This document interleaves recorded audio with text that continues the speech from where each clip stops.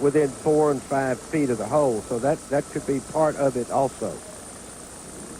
Back from the Golden Gate Bridge Towers to the third tee. Par 3 downhill. 223 yards. Jack, I'm sure if you ask a lot of these guys, how was the view of the Golden Gate from the third tee, they may not know what you're talking about. They haven't looked up there to see it. Now, the wind plays a big factor on this hole. Now, you don't see the flag blowing very much there. You're up high, but the wind is definitely left to right here. Once a lot of players in the practice rounds hit what they thought were good-looking shots and wound up to the right of the green or in that right-hand bunker that you see.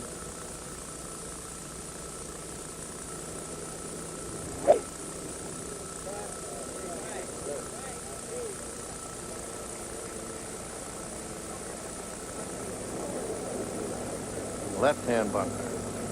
Yeah, guarding against that breeze there. There's the shot he'll have left.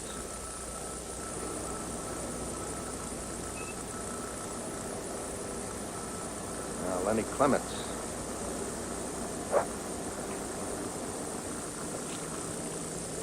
Beautiful, beautiful day here. This morning it looked like the beginning of the Transylvania Open with the fog here. It's really, San Francisco really trying today.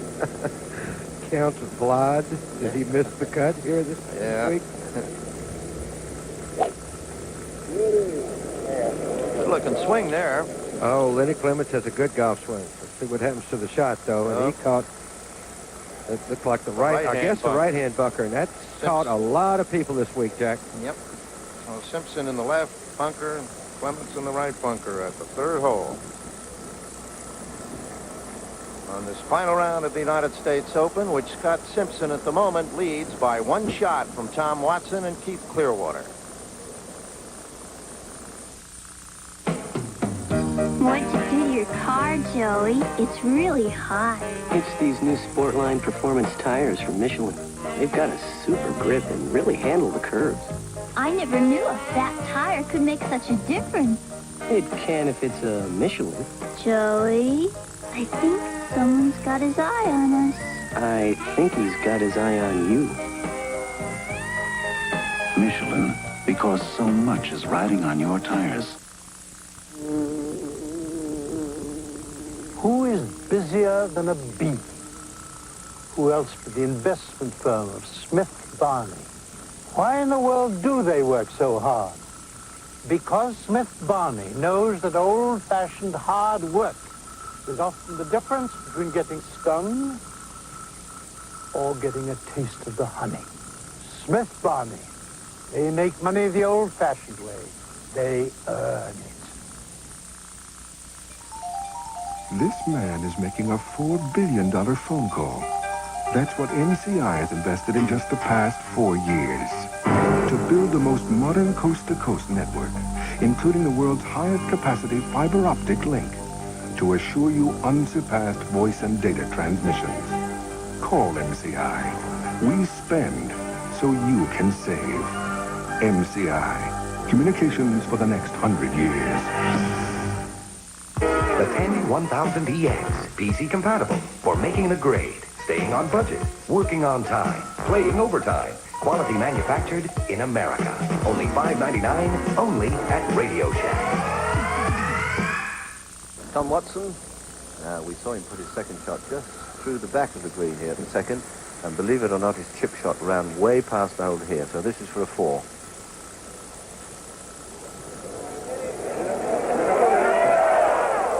Great try, but another stroke drop, 2 holes played, 2 shots dropped by Watson. A little putt missed at the first, and 3 from the edge at the second. We were saying earlier how difficult it is to win, having not been in the winner's enclosure for a bit. Even though you've been a great, great player many times, it's still difficult. Here's Scott Simpson, now the championship leader at 2 under. Lying cleanly.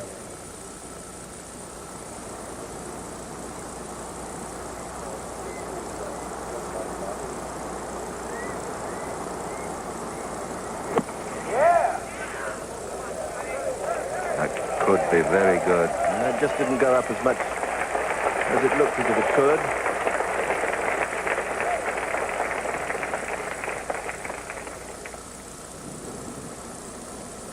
Keith Clearwater on the second.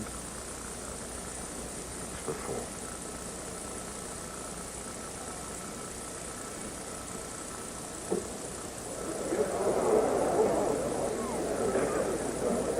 So a very tentative start. We were saying at the top of the show how nerves would play a big part today, and whether anyone from 4 or 5 strokes behind would make a great challenge, a great charge. So far, nothing's really bubbling up. We've had a 68 from Ken Green, 288. That's the best, more or less the best so far. Not much better than that.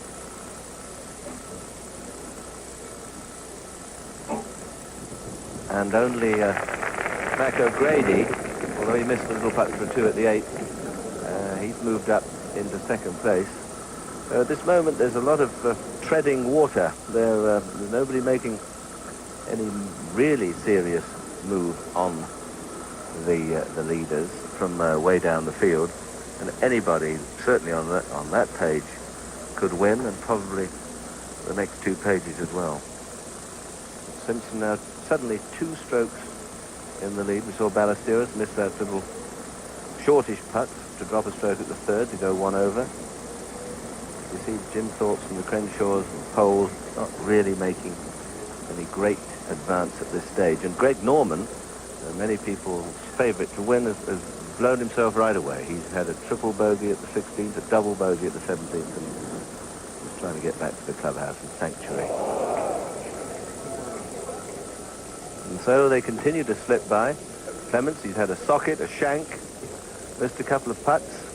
So certainly the nerves are very tingly at this moment, not only for the newcomers, but some of the more established stars as well.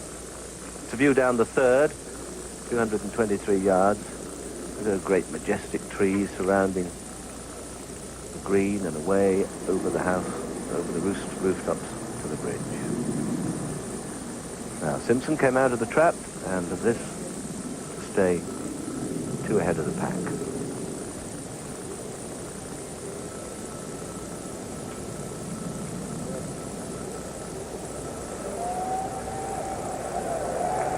Oh, that was a good stroke. He drops 1. The green's very fast indeed. This is yesterday afternoon. It was a pretty nice. We had a few hours of sunshine.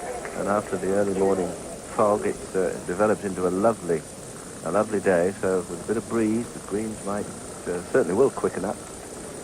I hope they don't get too spiky. Clemens taps in.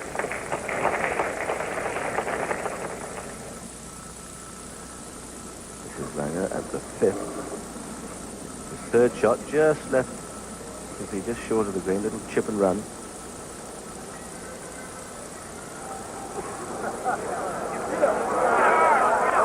Beautiful shot.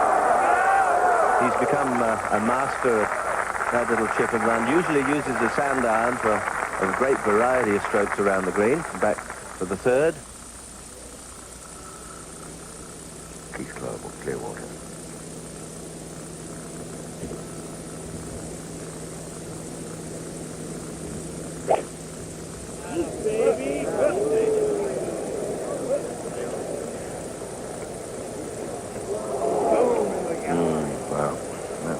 To the right. Nothing more annoying too than getting cries of encouragement from the crowd, and you know full well you're missing the green on totally the wrong side. That was a wild one, Bob. Yes, and he got a cruel break. He hit the one of the ladies volunteers that keep the score on the fly and came back into a very, very shaky lie and a lot tougher pitch than if it had gone into the crowd and stopped him. Well, let's hope she's all right. She's okay. Now, Watson, he needs to steady himself, my word. Got 2 strokes the first 2 holes. Yeah, there it is.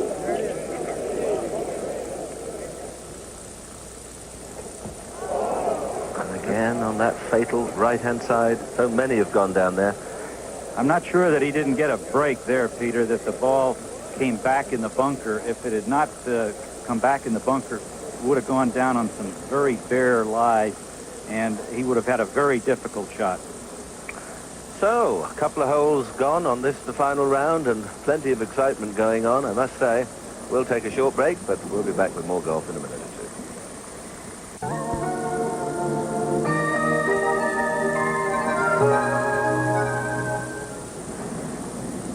A little artistic return to the U.S. Open, courtesy of our director, Jim Jeanette.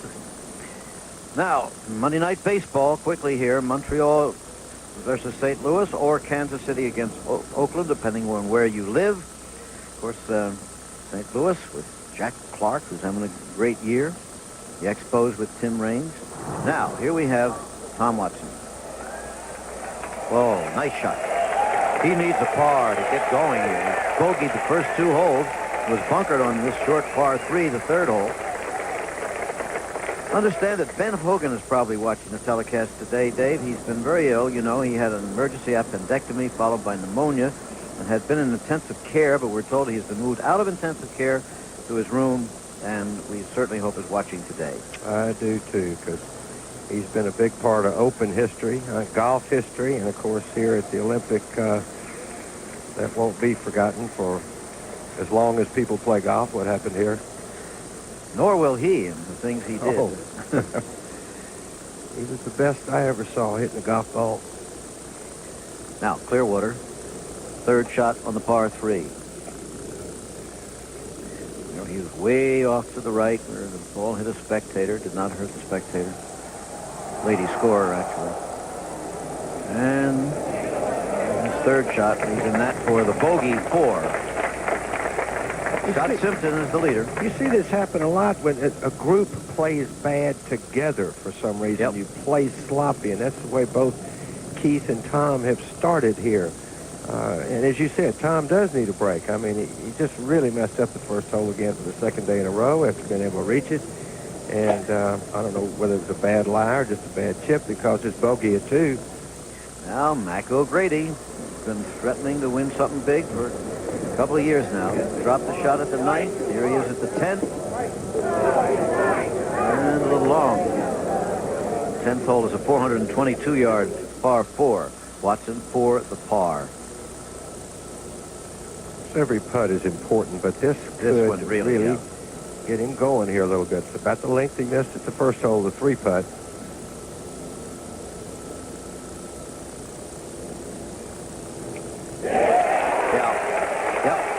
His first par of the day for the man who led this championship when the day began. Watson, who went to Stanford University, has many rooters in the crowd. You can hear them. Now we go to Scott Simpson on the 4th hole, the leader in the championship, 438-yard par 4. Looks a little deep in there, too. This very elevated second shot. They'll probably try to have to run this in there. Depending on the line now, it should jump. You hope it does. And he couldn't get it still up. In the rough. Couldn't get enough on it, Jim. Yeah. Looks like it's sitting up nicer this time. It's easy to get a look at it. But the leader, again in trouble, and we've been saying that for 2 days now. Now Keith Clearwater for the bogey. Pushed it. No. This is tough stuff now. Pushed Because it. obviously the nerves of the 4th round of an Open have gotten to young Keith Clearwater, who shot 64 yesterday. Now he's 3 over on 3 holes. That's too bad. That's a tough way to start. Larry Mize, the Masters champion. He who holed out on the final hole of the playoffs to beat Greg Norman. Norman, who shot 77 today. Great shot. Whoa. Judy Rankin's with this group. How's Larry been going, Judy? Jim, he started out quite well today. He birdied the 3rd hole, saved a couple of pars early, and just generally seems to be in control of his game. I spoke to him just a second before he started today, and I was very impressed by, even though it's a big tournament, he seems very happy and just sort of a happy mood to have a chance to try to win this. His fellow competitor of the day, Ben Crenshaw, has been having his problems, though, hasn't he? Well, he struggled a little bit, but he has a good birdie opportunity here, and there's a long way to go. You bet there is. Judy Rankin, one of the finest women players we've ever seen out on the fairways there, is one of our roving reporters. Ben Crenshaw has won the Masters. So He'd like to win all the majors. So is Larry Mize. Yeah. Recently, but they've played together all 4 days. These two, just the way the pairings came up and the scores they shot. Well, I said at the beginning that the pairings can be important psychologically. I don't know whether you agree with that or not, but it seemed to me two guys like this who have played together a lot, been playing on the tour together many times and playing together for 4 days, might relax each other a little bit. Not only that, a player can be superstitious. I think you're right about that.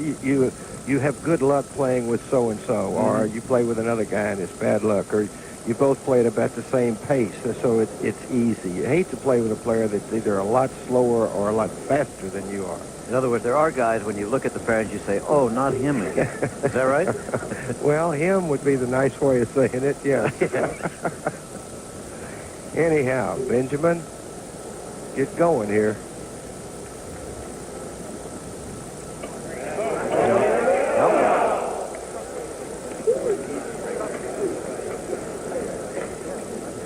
Well, he putts so well that when he misses one, it mystifies not only him, but a lot of the players that he plays with. Yep.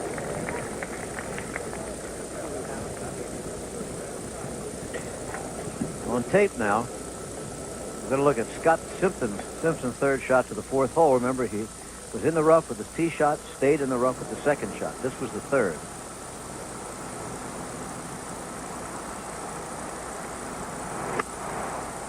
And it's a par 4 hole. Oh, that's a nice shot from there. But he's got a very long putt for his par. Could drop back another stroke, in which case we'd have a 4-way tie for the lead. And no one under par if he happened to bogey that hole. That's right. That's right. So we've had somebody shoot 5 under par here in the person of Watson and 6 under par Clearwater, but nobody would be under par unless Simpson drains that putt. Jim Thorpe dropping back a little bit at 3 over. There's Aoki of Japan. Ozaki, another Japanese golfer. Dale Douglas, the senior champion. Peter Jacobson. Craig Stadler, former Masters champion, started off well today with eagle birdie, but he's way back now. Mark Calcavecchia, who played well in the Open last year. Also Hal Sutton, former PGA champion. Don Pooley, who won the Varden Trophy. John Cook, former amateur champion. Larry Mize.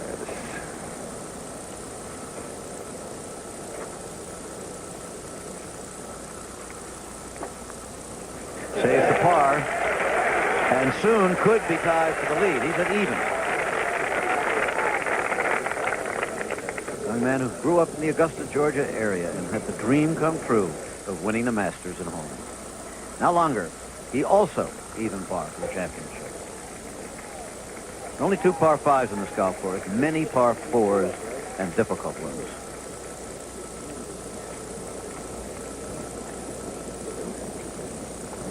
Hard course to get a good start on it. Sure taking his toll each day that we've done a telecast. Of course, took a bad bounce, didn't it? Well, you're always guessing if you pitching uphill a little bit there. I'm sure he was probably trying to pitch that onto the green, not short, Jim. And anytime you start thrusting with the fairway, it's going to give you a straightaway kick. Now Scott Simpson with the putt that he needs to maintain the lead in the U.S. Open. This is for the par, remember. Tee shot in the rough, second shot in the rough, third shot to here. Good putt, but it'll be the bogey 5, and that drops him back into a tie for the lead with Bernhard Langer, Larry Mize, and guess who? Tom Watson. You know, the ever-present. Yeah. Mac O'Grady's 1 shot behind. So is Tim Simpson, the other Simpson, no Kim. Tim, each one of these bogeys and the way they've started now brings more of the field back with a chance to win. And you know these guys are looking at the scoreboard out there. You might see players doing things because the Open Championship is such a prize, being a lot more aggressive on an open course with this kind of happenings going on among the leaders. Put a score on the board and see if someone can catch it. That may be the hardest thing to do in an Open Championship. I had thought somebody in the fog this morning, when the greens were a little softer, might quietly turn in a sensational score, but they didn't. O'Grady parred the 10th hole, so he's still there, just a shot out of the lead.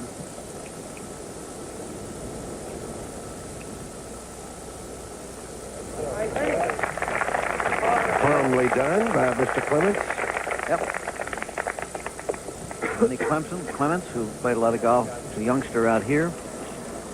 Hasn't won on the PGA Tour yet.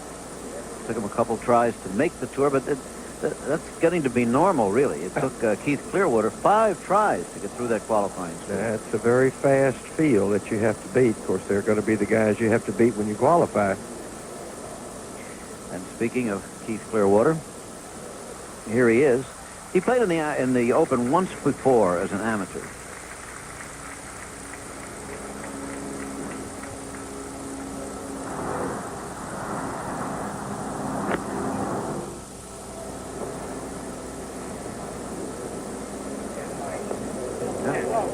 Left side of the green and on through. Under the second cut. He thought it was a pretty good shot, Jim. He's kind of got his hands up in the air asking the crowd where it was. He thought he was going to get some applause for that one. Huh. Tom Watson hit a beautiful shot off the tee right in the middle of the fairways, 160 yards from the hole. Do you sense the tension in Keith Clearwater? I think it might be gone now. I think that after the last hole, Jim, that he realizes now he's just got to go out and play. Good. The nervousness of being close to the lead is gone. Good. Watson. Boy, here's a good-looking shot. Yes, it is. You would have thought that would have rolled more, Dave. Well, he had a shorter club than Clearwater for one thing, and he gets a lot of spin on the ball as Clements drives off. Somebody said perfect. Somebody said it. Let's see if it's true. The spotter was waving straight ahead. At the 5th hole, yes, that is perfect. Fairway, oddly enough, for a dogleg left to right, the fairway slants from right to left, which makes it a little harder to keep the ball in the fairway. Okay, after a good start now, made 2 putts the first 2 holes, and bogey 3 and bogey 4. Scott Simpson.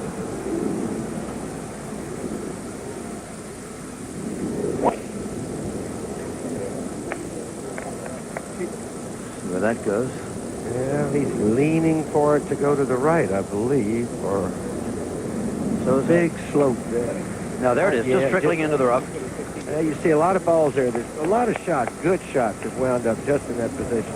Scott Simpson was twice NCAA champion. He burst into prominence as a college player, twice the Pac-8 champion, I think it was at that time, not the Pac-10 as it is now. And USC. he said has won a couple of times on the tour. We'll return with more golf action. We'll do that after this message and a word from our local station. Of the Goodyear Blimp Columbia from Los Angeles, California, from which these beautiful pictures are coming. It's equipped with that old gyro cam 360, and you know how hard they are to get. And operated, of course, by Bill Sullivan, and that's what you're seeing, these beautiful pictures on really kind of day P.G. Woodhouse wrote about when he said all nature is crying for. There's the Goodyear Blimp. There's Mr. Sullivan up there in the little cabin with one of the most stunning and dramatic views in the whole world, this west coast of the United States, on a day where he can probably see all the way to Hawaii. This is Clearwater. Got to be for a par, Jack. Remember, he was over the green. Oh, thank you. And he'll stay at 2 over, 2 shots behind the leaders. And we're at that point now that seems to happen in every U.S. Open that nobody seems to want it, David. Yes. But you take it. I don't want it. Somebody will, though, as they always do, whether it's Raymond Floyd or maybe Tim Simpson will be the Here's Raymond the other Floyd Simpson. this year. Tim Simpson. Who is also, he's +1 and just 1 shot behind. Now, Scott Simpson.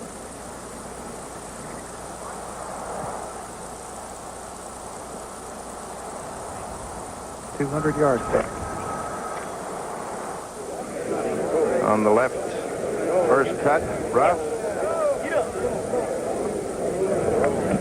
All right, he's on, and you see the wind picking up at this particular green as the flag is bending. Scott, one of 3 leaders at the moment at even par. Tom Watson and this young gentleman going for the slam. He's the Masters champion. Larry Mize. How far is that, Judy? Jack, he's about 135 yards. I imagine a 9-iron. Should have been an 8 maybe, huh? Or is he maybe trying to bounce him on? Well, No. the hole's playing straight downwind, and he obviously made a poor decision. He had driven the ball at the 300-yard mark, though. Okay, so seems to have his game in shape. ABC Sports presents Monday Sports Night with Al Troutwig as your host. It'll focus this week on longtime superstar and the NFL's all-time leading rusher, Sweetness, Balder Payton of the Chicago Bears, plus the political unrest in South Korea and how it may affect the 1988 Summer Olympics in Seoul. It all begins following Nightline Monday on ABC Sports. There we are, looking like the hills of Tuscany. San Francisco above the majestic cypress and pines of the Olympic Club, coming in here to the 18th green. 3-way tie at the moment. Larry Mize, Scott Simpson, Tom Watson. And then a whole gaggle at 1 shot behind them. Tom Watson.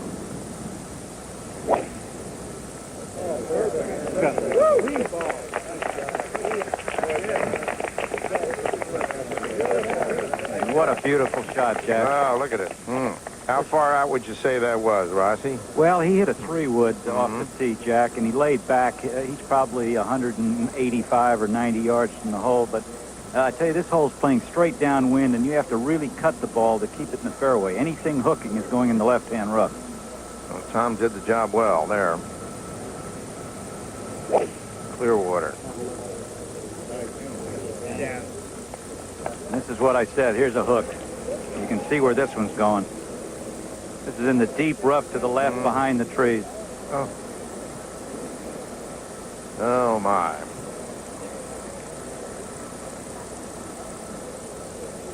Now Larry Mize. And he's up at the 6th hole. Jack, this is kind of tough because he had driven the ball so perfectly. With such a short iron, he really should have given himself a birdie opportunity. Now he's got to work to make a par.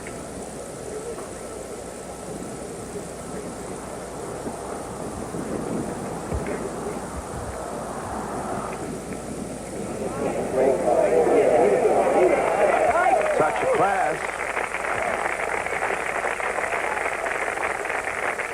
Well, as you said, Judy, he seems to have his game under control, doesn't he? Well, I said he had to work to make a par. It doesn't look like he's working too hard, does Yeah. it? This is Bernard Longer for birdie. So instead of a share of the lead, he'll remain 1 shot behind.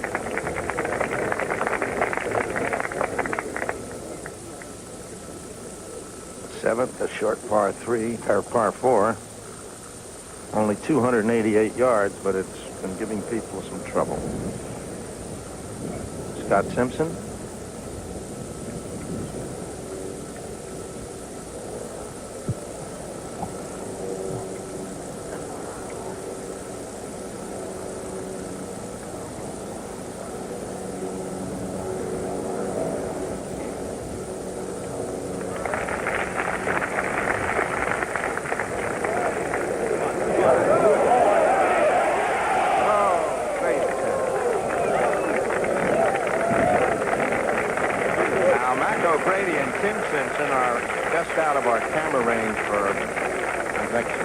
But we'll keep you abreast of them before we pick them up. O'Grady at +1, just 1 shot behind. Tim Simpson +2, 2 shots behind. He's hit 5 good putts in a row there.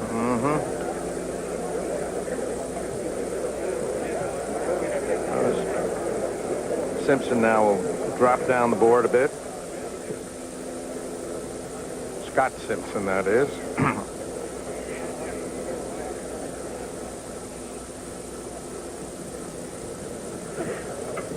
Nobody has broken out of the pack yet. This looks, David, again to be one of those tournaments where it'll begin on the final 9. Well, it's beginning, and it's hard. I told you right out in the car, if the sun came out and the wind blew, the scores would go up. It's a lot harder golf course on what looks like a very nice day than if it were a little more overcast and cool, keeping the greens a little wetter, a little easier to putt, not quite as fast. Lenny Clements.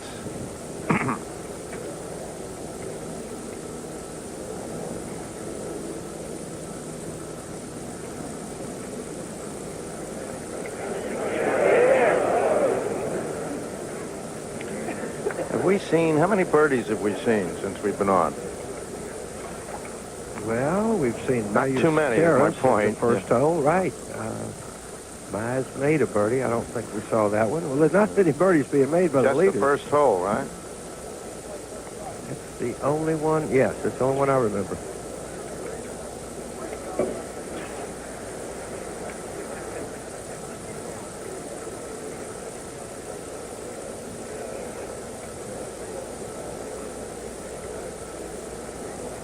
All right, Clements now. Trying to finish this off.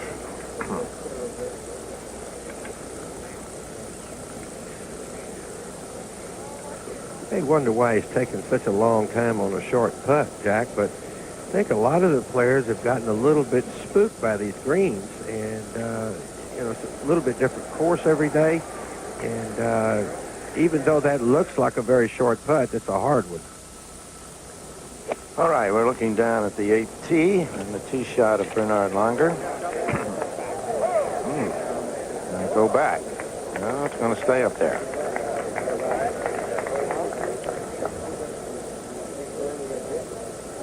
And Clemens, we understand, missed that putt. Now he'll drop down again to +3 as we look at Jim Thorpe and Langer walk up the 8th. Thorpe at 3 over, Langer at 1 over, and Keith Clearwater. Rossi? Jack, he's got a big problem. He's going to have to play a hook of about 40 yards, and when you're trying to play a hook out of the rough downwind, you've got your problem. I don't think that he can hook the ball enough, to tell you the truth, to get it to the green. But he does have the lay of the land working for him. The slope is from right to left. So if he can land it short enough, the slope of the land may take it. All right, thank you very much, Rossi. We'll come back and get you in a minute. We're going over here to the 7th hole and Seve Ballesteros. Or the 6th hole, excuse me.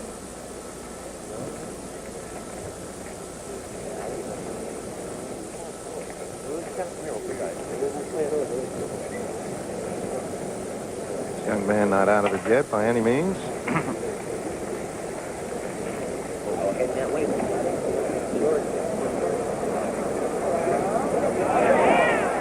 Oh, that looked like it was going to be very, very good.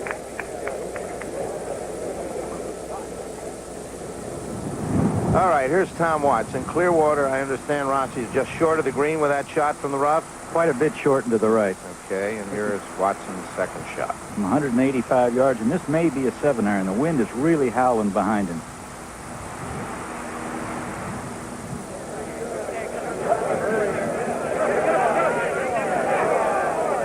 Needed one more. It's on the right front edge there. Very difficult putt left, Jack. Really a hard putt. Well, the other thing, these are some of the more difficult holes, too, through here, aren't they? I think it's the toughest stretch of starting holes that I've seen in a long time. That you just can't describe how hard the 2 through 6 is. All right, so we look here at the whole course from the blimp. Looks like a table placementing, doesn't it? There, the 18th, you see the people up on the hillside by the clubhouse, and here we are as Jack Nicklaus comes the final hole. He gave it a run for the first 2 rounds, but he's coming in here at 11 over. Playing with Mark Wiebe, co-leader yesterday.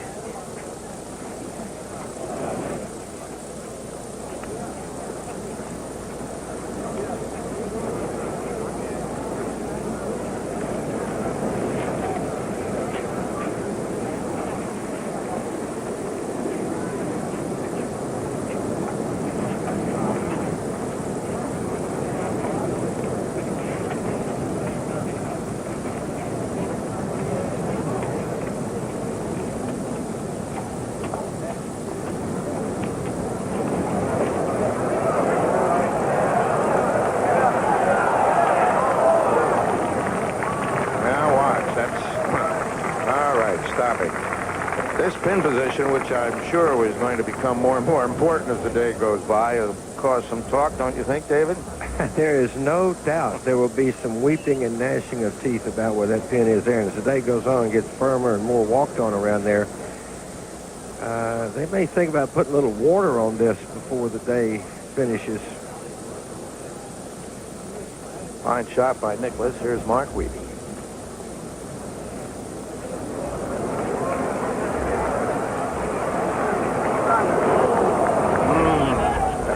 Now, I wouldn't want that shot. Now, that is one tough shot Mark has.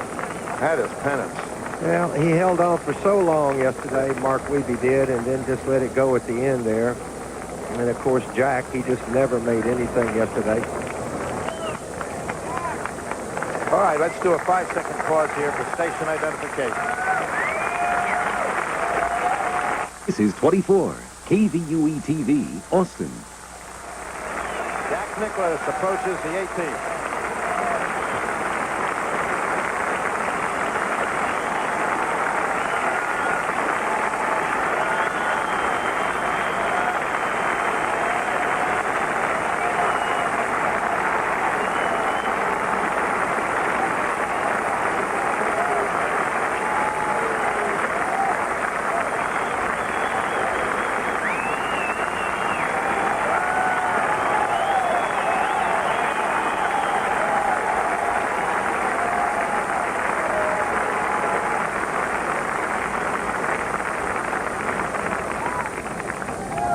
Well, though he's out of this competition, he does tie a record as the most consecutive 72 holes in the United States Open. Has 2 of those records. Yes. Most Opens played and the 27 times he's played 72 holes. Now we're back to Tom Watson, co-leader at the moment.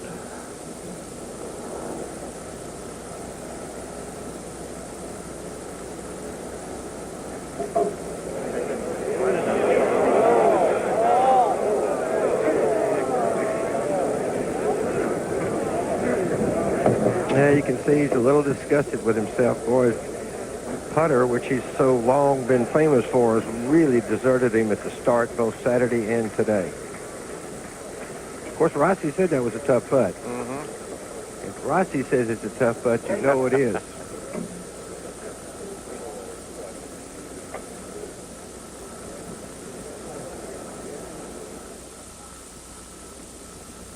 Now at the triple-tiered 7th green. Larry Mize. Jack, I'm sorry to report that Larry missed that short putt for a par on the 6th green. He did. And he hit a poor drive here, but really got lucky. The ball hit a tree and came back where he had a clear shot at the green, and now he has a makeable birdie putt. Well, he said yesterday, Jack, you know, when he finished playing in the interview, both he and Ben were just grinding. They weren't playing very well. It was just hanging together by their fingernails to put some kind of score on the board. We're back over at 18 now for Nicklaus.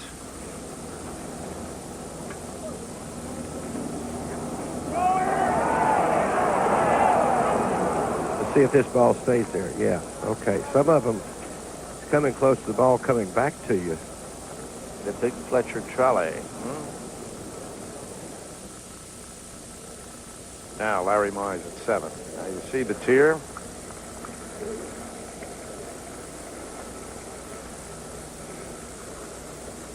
These are tough putts to judge the speed on, Jack, because you hit it hard enough to get up the hill, and it flattens out by the hole. Davey has the best angle putting right up into the hill, but I think it's pretty tough to judge how much and where the ball will move putting over the rise. Yeah, if I had to guess, I would think it might move a little to his left.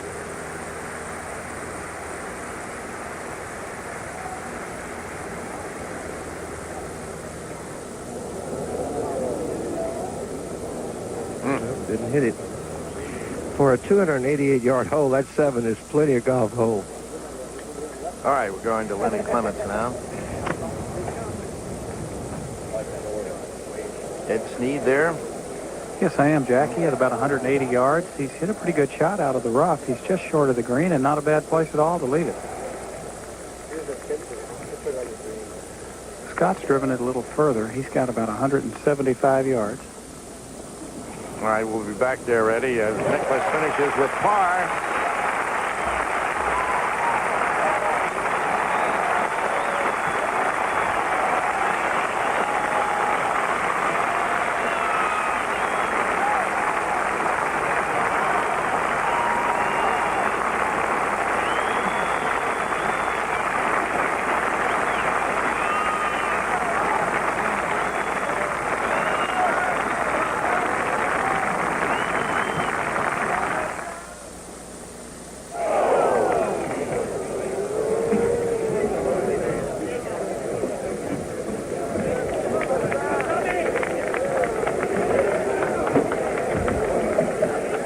Watching his bogey there for another 3 putts. Man, he's just having trouble with that. Mac O'Grady parred the 11th hole, and we're getting one of our cameras over there real quick to check on the man from outer space and see how he finishes this tournament. Mac O'Grady I'm talking about. So that's the leaderboard at the moment. It's, but just the moment, because it's changing every 30 seconds. Here's Scott Simpson just a moment ago.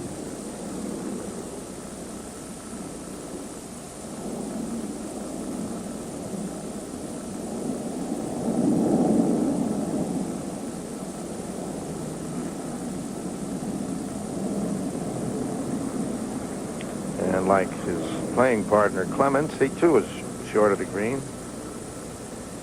Ed, is that hole downwind? David, it is. I don't think Scott mishit the shot. I think he played for the ball to fly a little more downwind, and he just came up short. He hit a very good shot. Here's Larry Mize at the 7th. All right.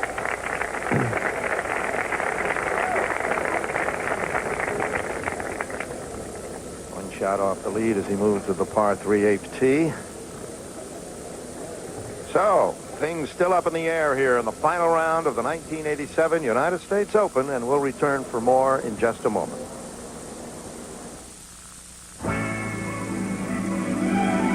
This ABC Sports exclusive is being brought to you by Michelob. So exceptionally smooth, the night belongs to Michelob. By the investment firm of Smith Barney. They make money the old-fashioned way. They earn it. By IBM and the new IBM Personal Computing System 2, the next generation in personal computing. And by the Goodyear Tire and Rubber Company. No matter how far you go, Goodyear takes you home.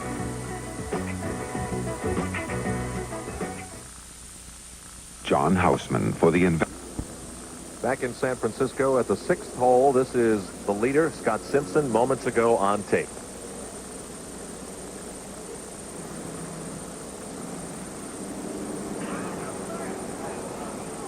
And he is struggling, Dave Marr. He is, and about the second shot, both he and Larry Mize played about the same kind of shot.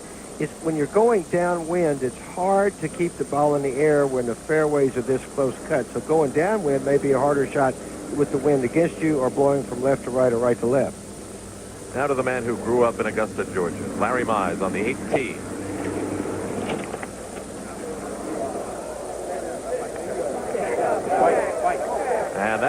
Scott. It holds nicely. Larry Mize at 1 over par, which may be the leading score depending on what happens to Scott Simpson.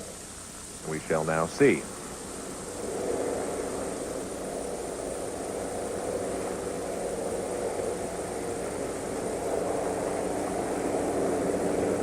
Scott is definitely from the school of the soft-spoken. Wonder if his dad came up from San Diego. You know, his dad's a fine amateur player, he told us yesterday. He told me his dad stayed home. Oh, man, what a good putt. There is nobody out here that we have seen who has a hot putter. And the scores grow larger. So the best score at the Olympic Club at the 87th U.S. Open is 1 over par. And there are 5 players now tied for the lead. Tom Watson, Bernard Langer, Larry Mize, Mac O'Grady, Scott Simpson. You will notice that the top 3 players have all won, at least on that first page, have all won major championships before. Ben Crenshaw, he's right there, 1 stroke off the lead at 2 over par. Tommy Nakajima, remember he sent a young man from San Rafael to climb trees yesterday to find his ball. He's right there as well at 2 over par. David, is a rather strange day of golf, wouldn't you agree? Not strange, just this is a very difficult course. The first 6 holes are very hard, and all the leaders are having problems. You have to say the leader here is the Olympic Club, because she's still even par. Everybody else is over. Bernard Langer made his par putt, so he will remain at 1 over par. Now, Ben Crenshaw is on the 8th green. This is a birdie attempt. And this putt would tie him for the lead. Still using the old trusty putter he's had since he was a teenager. Not so much that putter, it's that stroke that he has. But even he has been stuttering with the putter. And if you had 1 putt to make, Dave, for 1 championship on 1 day, wouldn't you give the ball to him? Well, no, I really wouldn't. I'd give it to Jack Nicklaus. He's made more of them for more meaningful things than anyone. But this wouldn't be a bad choice in case Jack wasn't there.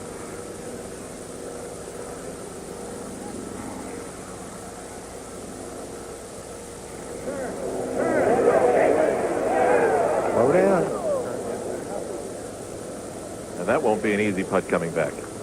At this point, none of them are easy, Al. And until you've ever gotten in a tournament like this or a situation like this, it is so difficult to keep your control and yet try to make a good solid putt. And then when you do, you run it by about 4 feet like Ben did. Now you got to work like the devil to get a par.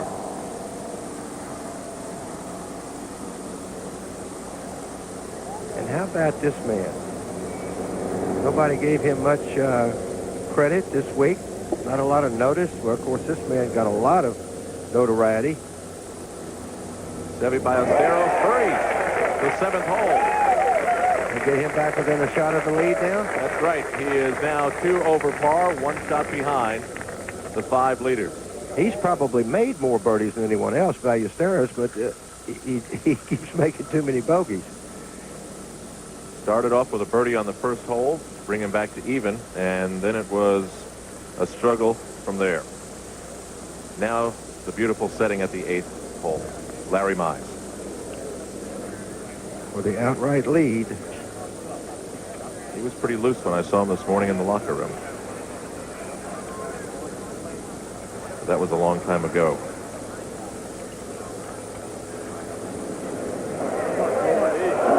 Hold it. Mac O'Grady, meanwhile, has parred the 13th hole. He will be coming within range of our cameras shortly. But he is playing a very, very consistent round and remains at 1 over. If Mac can get another birdie and put 280 on that scoreboard, that is going to be very hard from the way everyone else is doing right now to match. Ben Crenshaw lining up this putt that lies ahead of him to stay at 2 over par.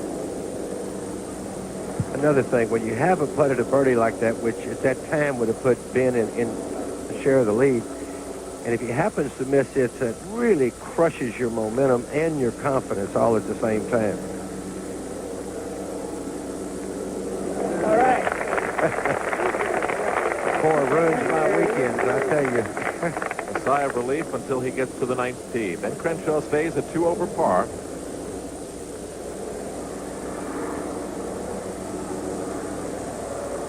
And now to Larry Mize.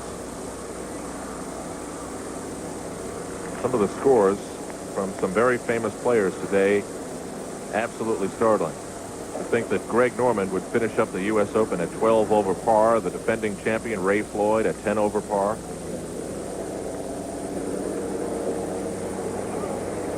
This is Tom Watson for a birdie on your right. At the 6th hole, Larry Mize attempting par on the left. Watson at 1 over. And he cozies it up nicely. Larry Mize pars to stay tied for the lead at 1 over par through 8.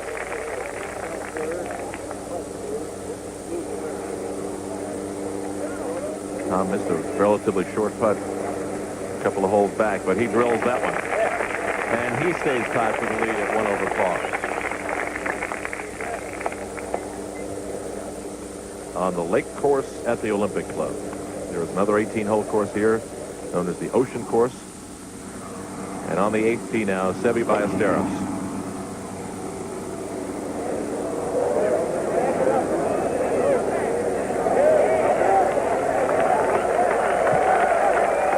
That rolls in beautifully.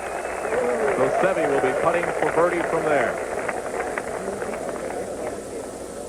Yesterday he had an interesting round. 7 birdies and 5 bogeys for a 2 under 68. Which is a great recovery from his Friday round. John Mahaffey, don't forget about him. Started off a little rocky, but he's at 3 over, only 2 strokes behind the leaders.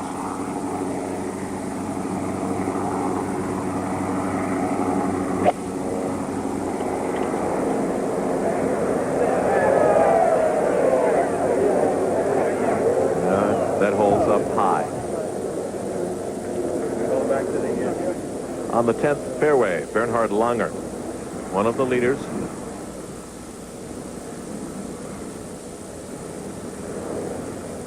His second shot.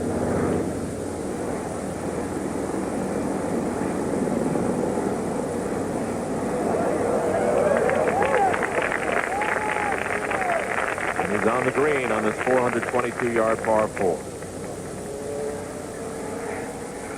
He hits a lot of good shots, Al. He gives himself a chance for a lot of birdies there. He can putt bad and do what he did yesterday and still be in the tournament.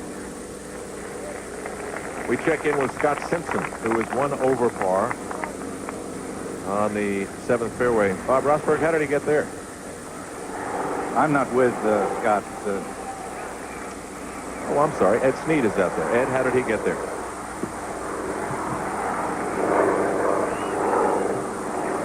Yes.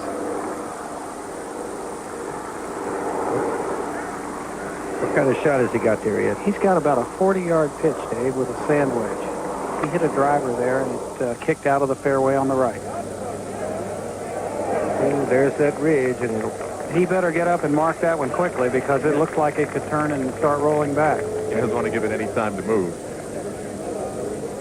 Looked like he pitched that up in the air. I thought maybe he might try to jam it a little more. Well, he was in the rough, and I think if he tried to play that shot, he would have hit too hot a shot, and it might have run up to the 3rd level. Oh, you don't want to beat up there. Now, right behind the twosome of Clements and Simpson are Tom Watson and Keith Clearwater. Here's Tom Watson on the tee. It slopes from the player left to right, and you're going to get a kick down to the right. Whoops. Look at a driver there. Yep. He really took a rip at that one, David. 5 golfers tied for the lead.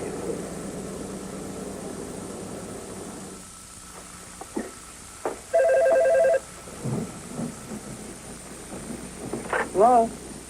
You want research? Oh, no problem. We work around the clock here. Hold on a second.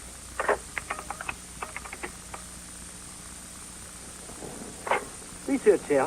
All trends are up. You're most welcome. Oops.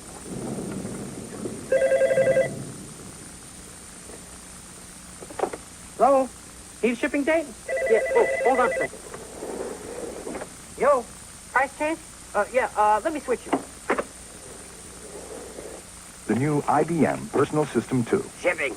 Yeah, I'll be out in 10 days. The next generation of power, speed, and graphics The price on that, the price is $89.99 effective Friday. to help a company, a department, or a person get their work done. Nice work, everybody.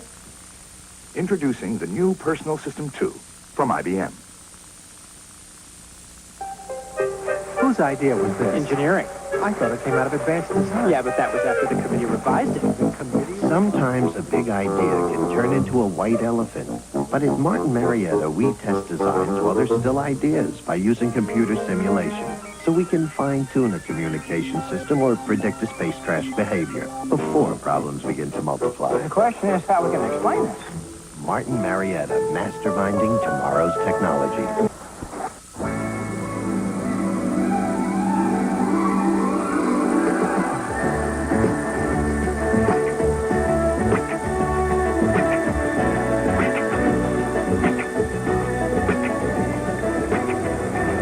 Back at the U.S. Open, on tape, Scott Simpson putting for a birdie at the 7th hole.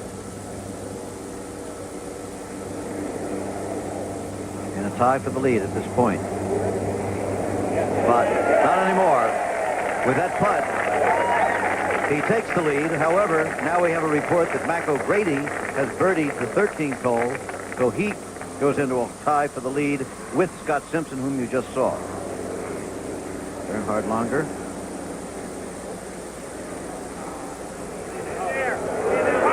Well, that's his birdie attempt. There he hit a very nice second shot there to give himself a chance. So he remains a shot out of the lead now. So it's Scott Simpson and O'Grady tied for the lead now. On tape, Severiano Ballesteros of Santander, Spain. This is on tape.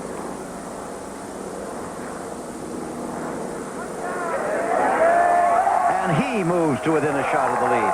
So get this in your mind now. Scott Simpson and O'Grady tied for the lead. One shot behind. Tom Watson, Longer, Mize, and Ballesteros. 2 shots behind Nakajima, Crenshaw, Curtis Strange, and then Jim Thorpe, another shot back.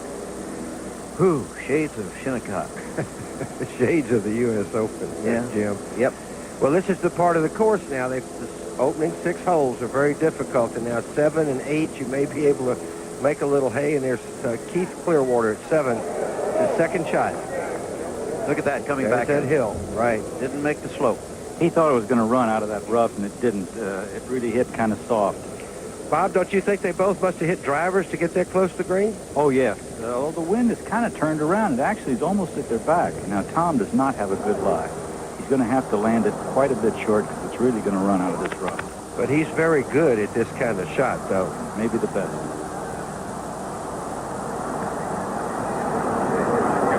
Beautiful shot. Just a little strong, but a fine shot. Yeah.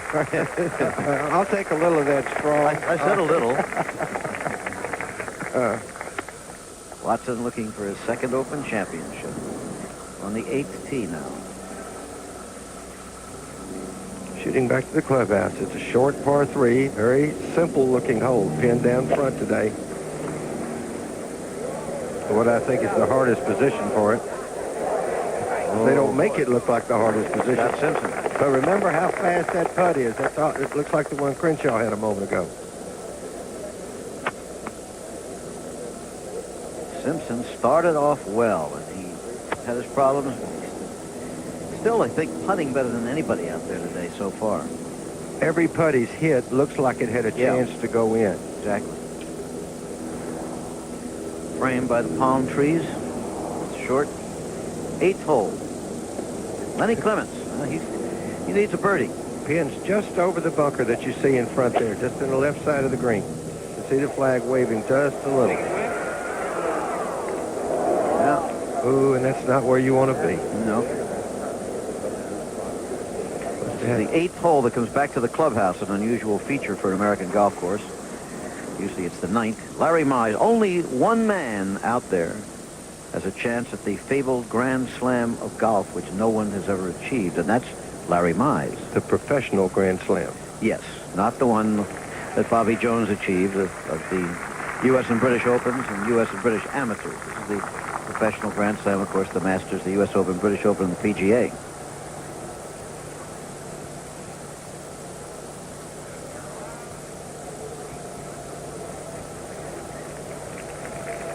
Should start breaking about now. Just didn't get it up enough. I like what Nicklaus said when they asked him about his chance or anyone's chance to make the slam. He said it's possible, but not probable. That's certainly true. That's... You think of all the attention you would get if you won the first 3. I mean, you would never have a moment's peace. Well, think how close, really, Greg Norman was to it last year. That's right. Leading going to the last day in the Masters of the U.S. Open, winning the British Open, and having the PGA snatched from him on the final shot by Bob Tway. Watson for the birdie. Yes. That could put him in a tie for the lead. Pulled it. Oh, he pulled it. We now get a report that, remember, we don't have cameras at the 13th hole at the moment, and we had gotten a report that Mac O'Grady had birdied the 13th. We are now told he did not, in which case Scott Simpson leads by himself with O'Grady, Watson, Longer, Mize, and Ballesteros all 1 shot behind. Nakajima, Crenshaw, and Strange 2 shots back. Just to get Ben back in a lot better shape, too. Yeah.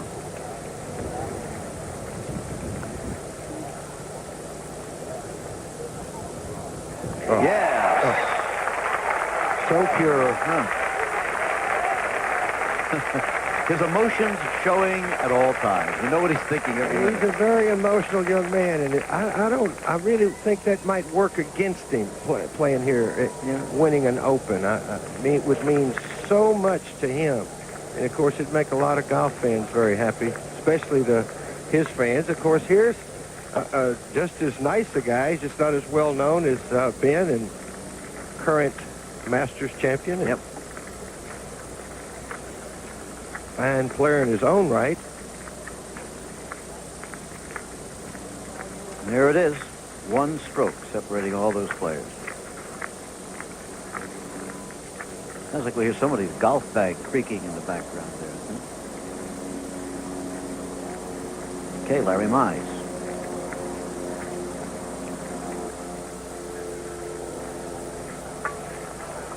With a par. Okay. And he remains 1 shot out of it.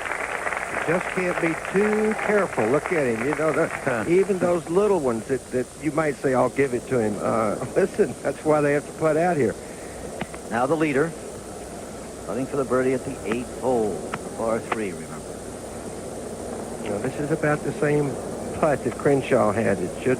Ben played it to break from right to left, but he hit it maybe a little too strong or a little too far outside the right of the hole.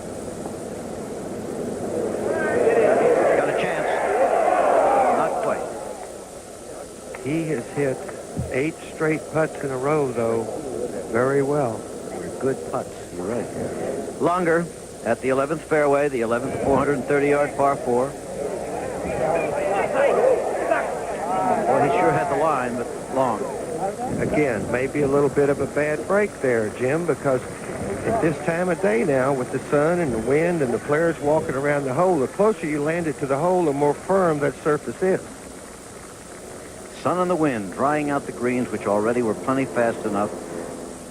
Now Simpson for his par to retain the lead, and he does. Greens getting faster and faster. Ballesteros at the 9th hole, 2nd shot on the 433-yard hole. Oh, what a shot. Mm-hmm. What a shot. And the man from Santander has given himself another opportunity. Such a strong-looking player when he plays. I mean, he's a lot bigger, thicker than you think when you see him in person. Ben Crenshaw on the 10th tee, 422-yard par 4. Lots of these long par 4s, remember, at Olympic. Good shot, Ben. Good shot, my man. And it is a good shot. Hang on now. Spectators really like to identify with these guys, don't they? A good shot, my well, man.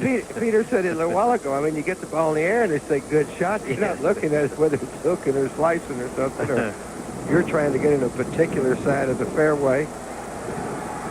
Now, this is an interesting shot, Dave, from straight overhead, super slow motion. Okay, and this is what I wanted to see. You might take a look here if I get this little telestrator to work.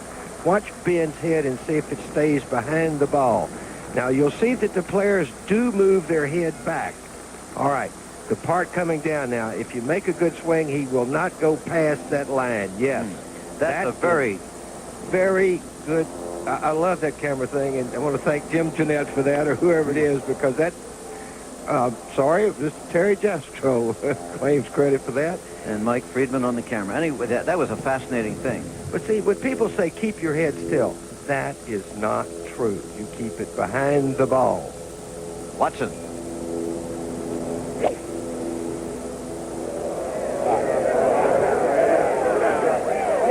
Oh, what a fine shot. Watson on the 8th hole, par 3. As Dave said, Jim, everything around the hole is getting very, very firm. That ball kind of into the wind and going uphill and everything, and you saw how far it bounced. I've seen Longer hit about 2 shots so far in that one there, Bob. It didn't land 4 feet from the hole. Longer shot at 11, which was a fine iron shot he played in there. Now Keith Clearwater, who is 3 over par now, and as badly as he played in the early holes, he's still not out of it. 3 shots behind. It's a little long, I think.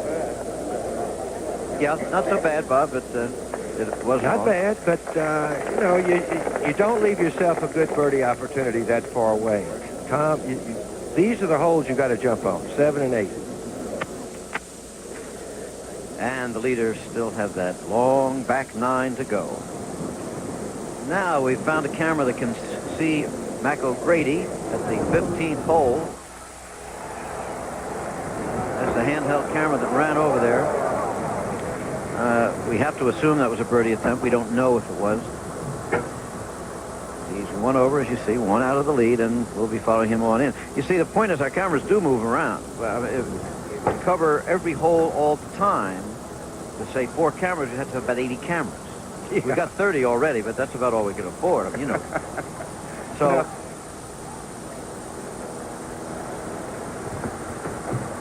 Now, what about Tommy Nakajima? Nakajima, 2 over par for this championship. 2 out of the lead and putting for a par on the 15th hole. 15th being a par 3. And if you didn't watch yesterday, he got an awful break at the last hole when his ball stayed in a tree and he had to go back and play it as a lost ball and finish with a double bogey at the last hole. If he should happen to finish 2 shots out, might gnaw that tree down tonight. That's right. In other words, were it not for the penalty, he'd be tied for the lead right now.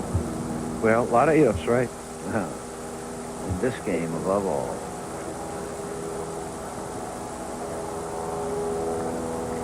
Nope. Yes. I thought it was sliding out to the right. Well, he's a solid player, even par so far today. Winner of 38 tournaments in the Far East. Mac O'Grady, who has toured the Far East and every other place in the world, whom it took 17 tries to get through the PGA qualifying score. 17 tries. He tried the first time in 71. Well, and even a name change, because I think his real name is Phil McGlynno. That's right. But there was a man who was like a father to him. His name was Bob McClellan, I believe. That's where the middle name comes from, and O'Grady was his mother's maiden name. And there, my goodness. Mac. Bogey for Mac O'Grady. Come on, Roger. Drops him 2 out. Well, he has a lot of friends up here. If he can make a birdie, or Nakajima, either one, get in with 281, that's going to be hard for some of these guys to beat that. This is where it's going to end at 18. To put that in your mind right now. 10th fairway on tape, Larry Mize. One shot out. It's a beautiful par 4, slight dog leg to the right. Oh, look at this. Look at this. What a shot. Marvelous shot by Larry Mize. And that putt could tie him for the lead. Also on tape, Ben Crenshaw. Second shot, same hole, of course.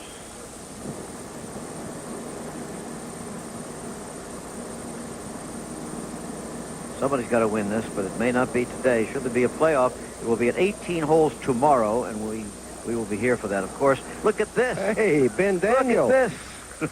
You see how quickly the players adjusted, though? I mean, as the course gets firmer, you've got some openings there, and they both played the ball short to run in where the pin is, which you don't see a lot of in this country in golf. So they put so much water on the golf courses.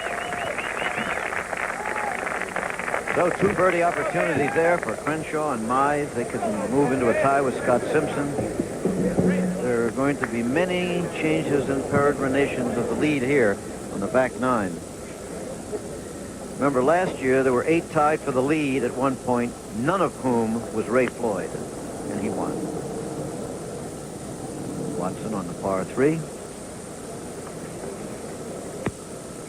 With a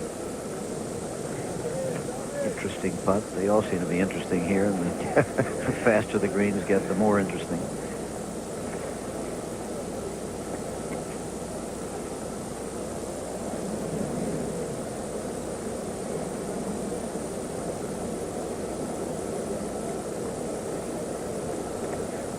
They didn't call it golf. They could have called this game concentration. They've called it a lot of things, one of which I don't think is concentration.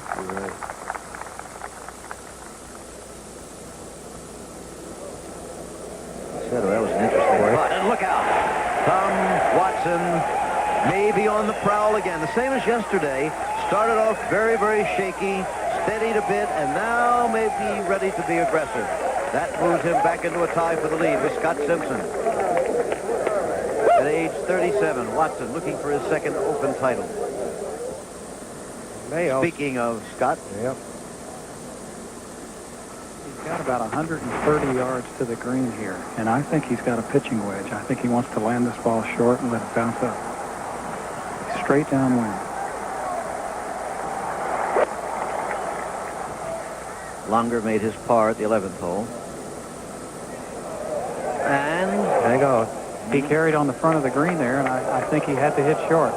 Yeah, and he went over anyway, Eddie. So those of you watching at home, if you ever get to play in Scotland, you're going to have to learn to play shots like they're playing now, where you hit in front and run up. On tape, Larry Mize for a birdie, and he's got it. And the tie for the lead. 3-way tie for the lead. Scott Simpson, Tom Watson, and Larry Mize, the Masters champion. Live, Ben Crenshaw for the birdie that could tie him for the lead. Anybody ever say that golf wasn't an action game? Oh, man, it gets so excruciating now. Make that a 4-way tie for the lead. Scott Simpson, Tom Watson, Larry Mize, Ben Crenshaw. Whew. Well, get yourself some refreshments and comfortable chairs, because we're going to be here for a while. It may be tough. Now we have Ben Crenshaw, one of the leaders. Jackie's about 190 yards to the hole, and he really has a bad lie in the rough. All right, Judy. His only hope is to try to run the ball in, and I'm not sure he can put it on the green. Left.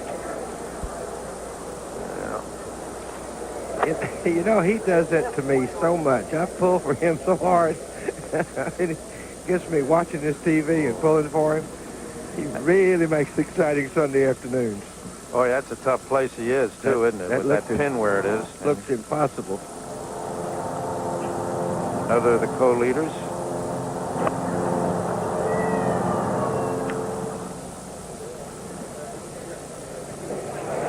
There again, the example of the bump and run. Comes down to rest nicely for Tom.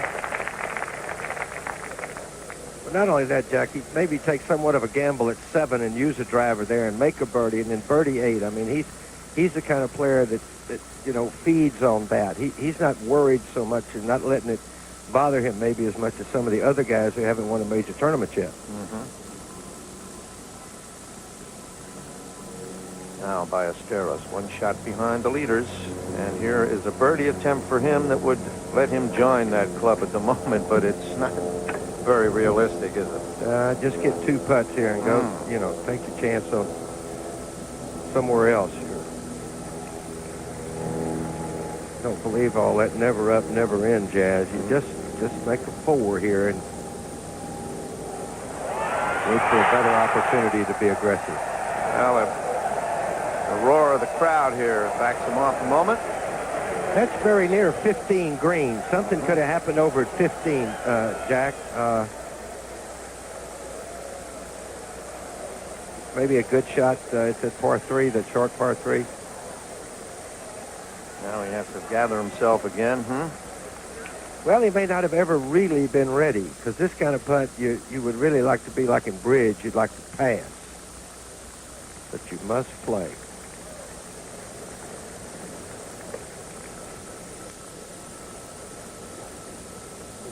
He's just a little worried by that fringe back there, too. Just maybe at the top of his swing.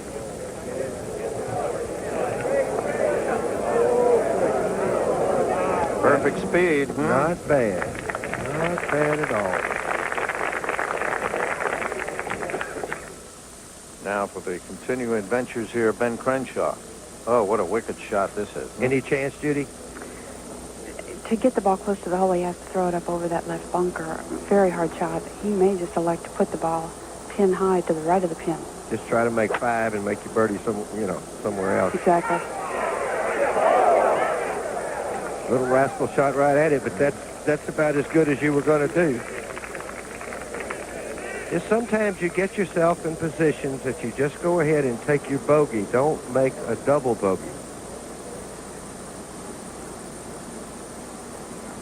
Crenshaw, one of the co-leaders right now, at even par, along with Larry Mize, Scott Simpson, and Tom Watson. Remember last year he got in position too, Yes, Crenshaw. he did.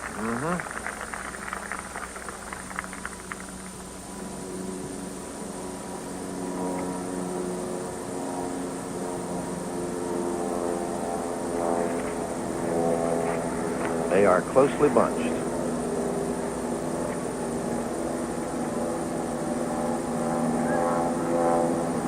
This is the 11th green. Now Nakajima at the 16th green. That has to be at least his 4th shot. This is the long par 5. And there he is. And coming up to this green and stopping. It looked like it might want to go through the green. That's 12. Bernard Langer, 3rd shot at 12. Par 4. And now Ballesteros. And par safely gotten. Remains at 1 over.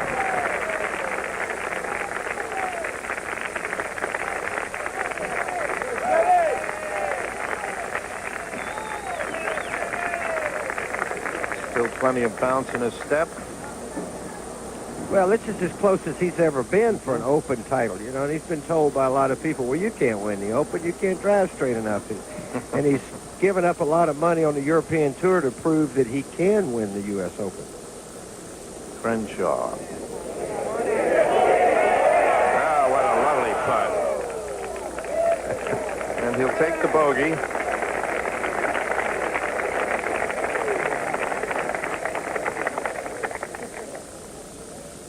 Said, I'll wait, I'll mark.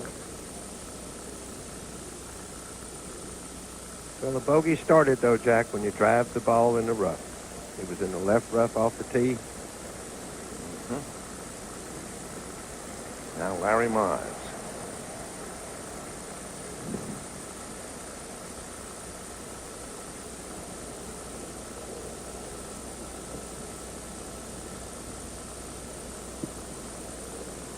Masters champion. I wonder if he's even entered the British Open yet, Larry Max. Huh? You might think about that.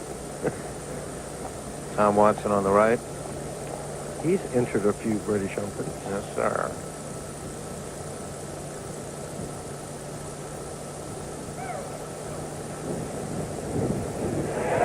Oh, Tom Watson.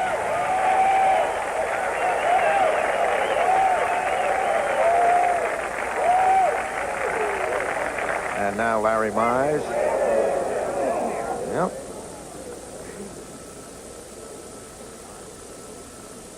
So Watson moves out of the pack to lead by himself at the moment.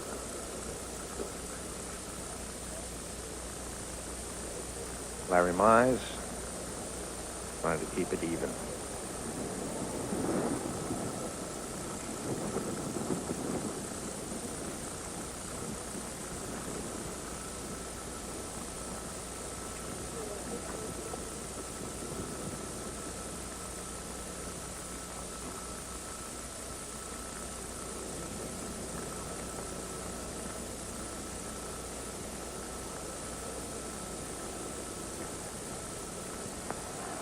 Oh, all right. Right at the back of the cup.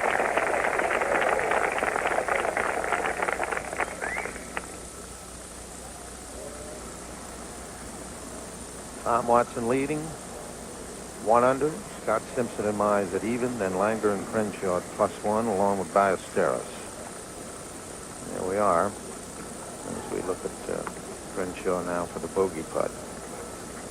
And we'll put him at +2.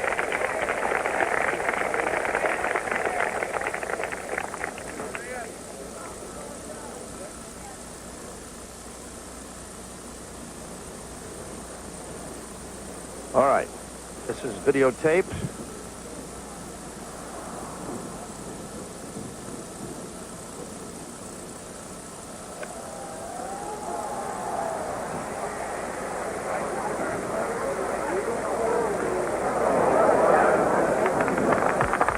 I'm just going to the front with the pin, as you can see, is right up front. And we move to 12 now for Langer, going for a par. So he'll drop a stroke here. So at the moment, we have leading this United States Open Championship in the final round, Tom Watson at 1 under par.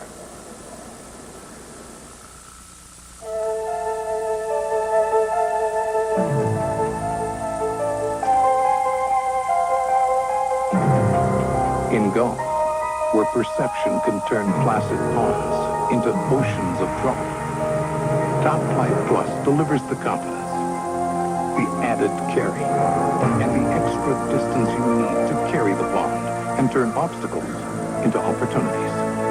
Only Top Flights are the longest balls. Take me back where I belong. Take me where it's safe and warm. The Goodyear Vector is the all-season radial that pumps water away to keep more tire tread on the road. And for some, that's a comforting thought. Take me home, Goodyear, take me home. Never matters how far I go, Goodyear, take me home. Cooley versus Spinks, Tyson versus Thomas, Friday night on ABC Sports. It's out there, waiting for you. Stronger, sleeker, smarter than any of its kind has ever been. The new breed, Jaguar XJ6. The evolution of the species. Test drive the XJ6 sedan at your Jaguar dealer.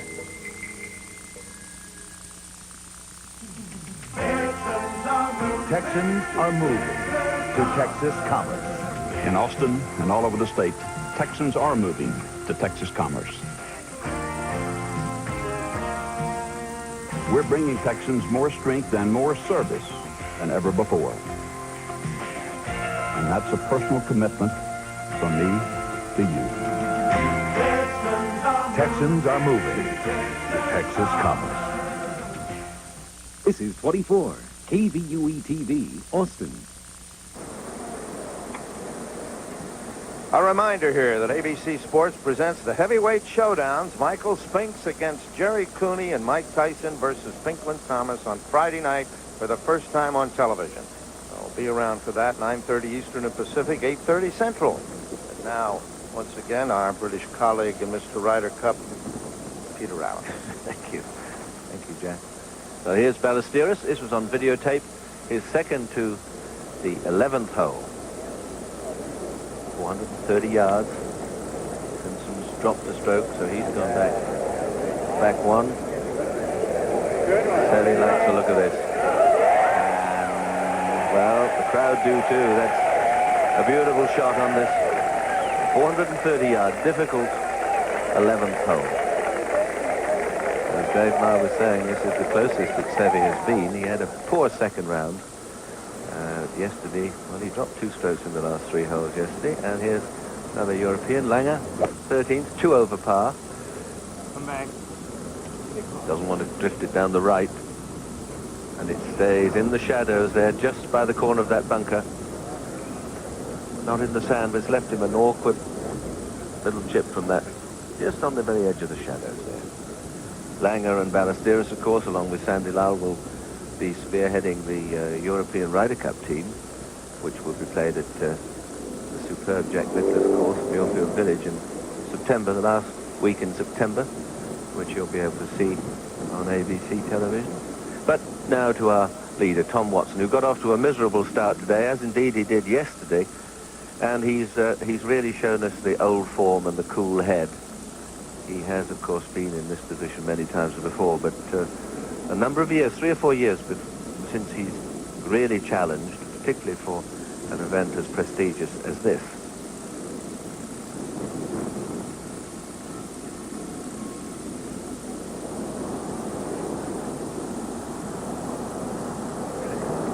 Second to the 10th. It's from 150 yards.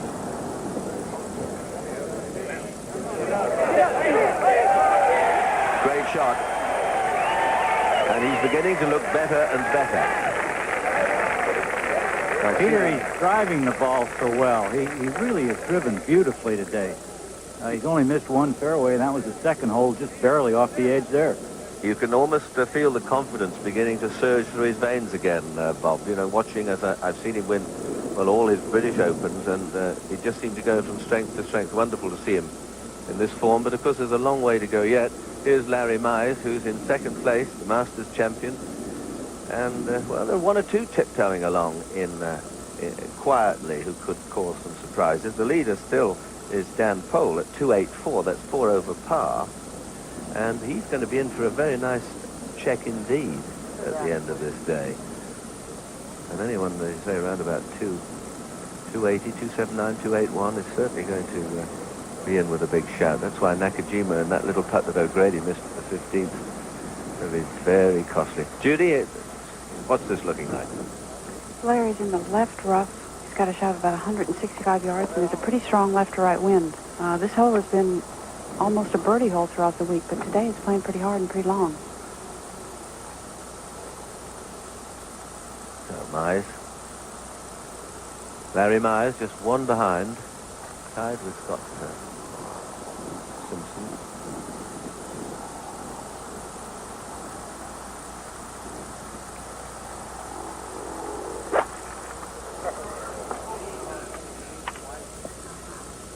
The ball caught the tree limbs on his left, Peter, and has dropped down nearly 100 yards short of the green.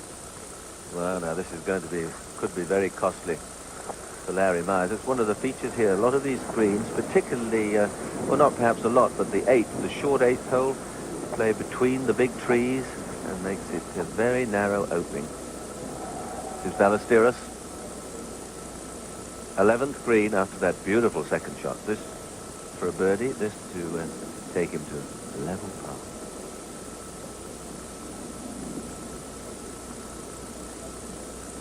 Larry Mize. Seve with this little putt, and here you see a classic picture of his brother, Vicente, holding the flag. Now, you don't see that very often, but it's a little gimmick of his at the moment. And it works.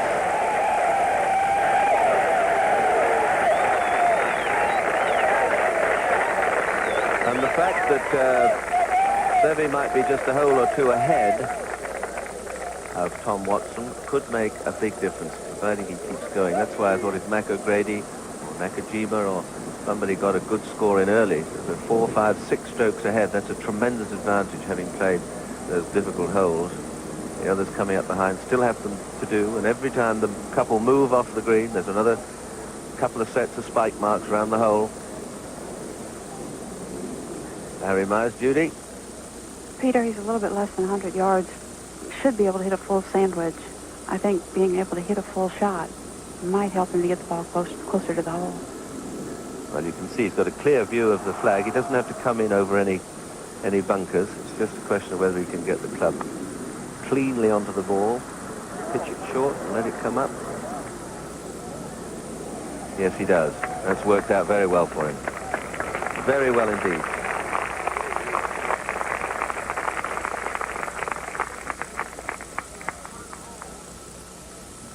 I think what the ordinary club golfer finds so difficult to understand is that when you watch these great players putting, I doubt whether many amateur players, unless they're at the highest level, ever get an opportunity to play on greens as fast as this. And, you know, you could make a lot of money betting good club players, 8, 9, 10 handicaps, that they would have at least 6 4-putt greens in a round if you brought them to a course as severely prepared and beautifully prepared as this one. You have really no idea how difficult it is to read the greens and to get the pace and judge the speed all the time. Watson has not a very long putt here for a birdie to go 2 under. Just one ahead of those 3 players, Ballesteros, Myers and Simpson. Scott Simpson.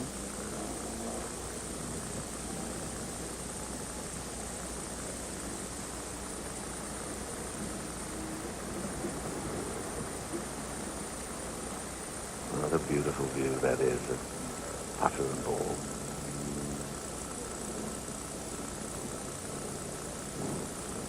Strikes it halfway up, and it was just a little off centre, maybe a little quick.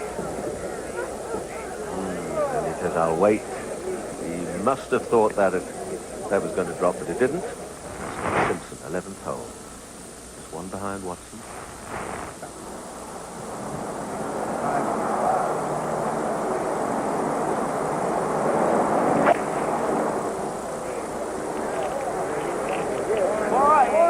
Certainly looked like someone who pushed it wide, and that was an edgy one. The club head was way late coming in, open blade. He's in the right bunker. Yeah, lying all right though, Ed. I think what club would he have been playing there, Ed? He was playing a 5-iron, I think. He came up short, so he might have switched to a 6, but he had a 5 out at first. Playing conditions, Ed? Well, there's quite a bit of wind, Peter. I'm going to be surprised to see anyone finish under par here in this tournament, even a great player like Watson. Watson now for his par at the 10th.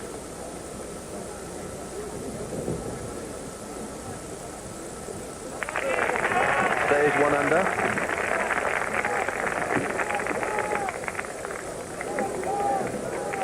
And he'd be more than happy to stay just that 1 stroke ahead for the next hour and a half or so.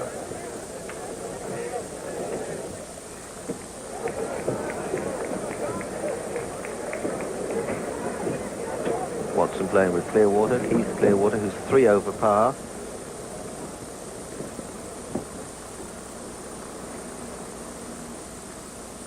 This is the 12th. Ben Crenshaw. He was in the bunker for 2. Came out to here. This stay 1 over par.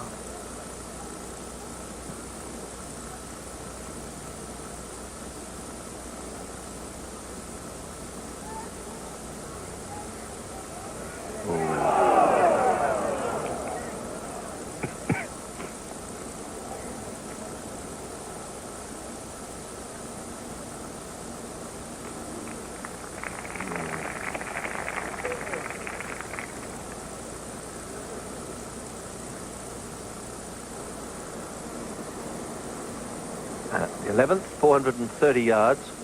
Those 3 bunkers up by the green.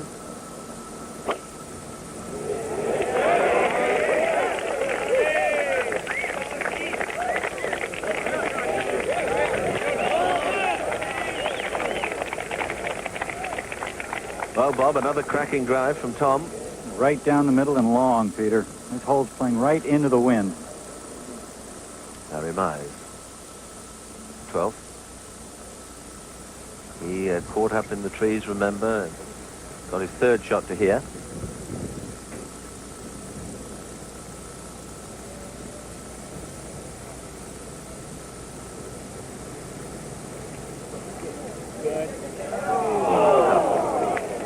Stroke gone.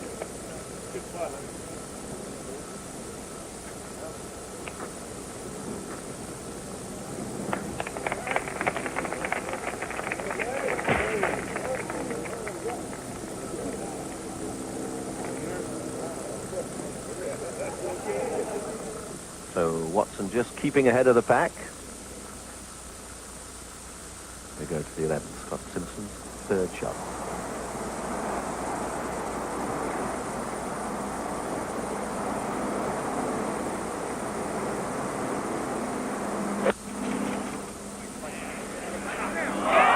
Hit the top of the flag. Well, that was just the break he wanted. It sounded as if he caught that a little bit thin, a little sharp, and it hit in the top of the flag, and now he may well escape with a par, something that Larry Mize couldn't manage to do. Now they stand high up on the tee and 13th, looking down through the trees. Where's the wind here, Judy? Peter, the wind's right to left and maybe helping them a little bit. The hole's just at 180 yards today, a little bit shorter than what it reads on the card. The bunker that you see in front of the green is about 10 paces from the green. It's really not in play as much as it might look like.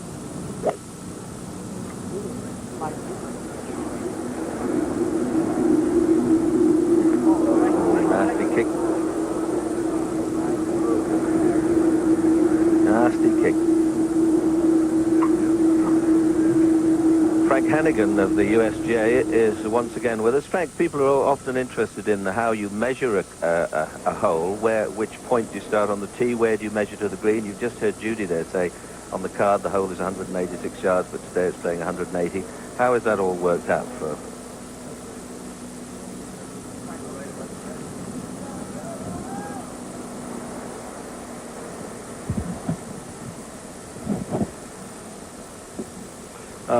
Peter, what we do is pre-select a place on the tee, and that's the starting point, and then we go to the middle of the green, not to the front of the back. So the distance is from a tee portion of the place in the teeing ground to the middle of the green. Always to the middle of the green. Yes. Here's Ben Crenshaw. Crenshaw 3 behind. Peter, the pin placement today just calls to bring the ball in very high and right on the front of the green. That's the only chance you have to get it close.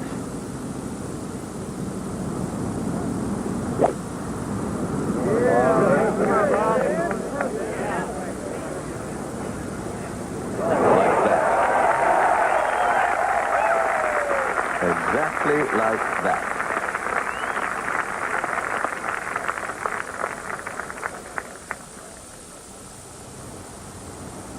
Seve, 12.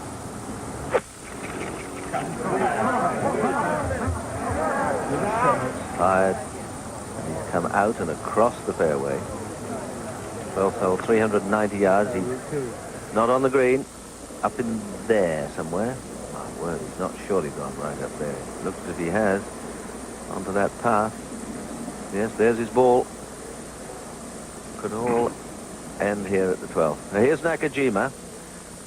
And he and Mac O'Grady were going along very well until they got to the 16th hole. Well, Mac dropped a stroke. A little putt missed at the short 15th. And from there they've dropped a stroke at each one of those holes. And here on the 18th, remember yesterday, he caught his second. He missed the fairway on the right. He tried to squeeze by these trees, and his ball ended up stuck in the branches in that tree, dead ahead, and he ended up with a 6, so that cost him a couple of strokes. And now here he is down the 18th. Simpson made that little putt, so he got his par. As now we have Nakajima at 4 over, and O'Grady 4 over. That's 2 over for the day. Both of them want 4s here for rounds of 72 today.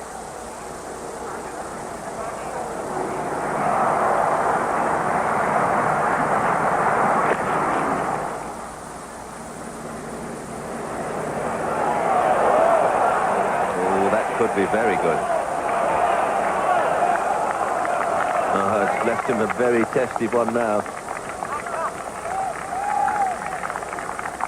That's very fast from the back of the green.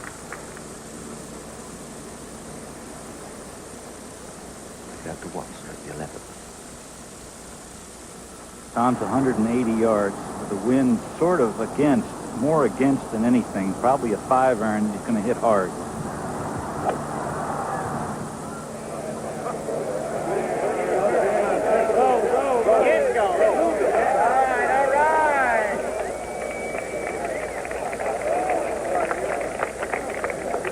Well, comes up on the green. That's a good shot from Watson. Sevy's third shot, 12th. Out to the trees from the loose sand and pine needles. And he's got it 14 or 15 feet away. Still might get a par. Larry Mize. 13th. Second shot.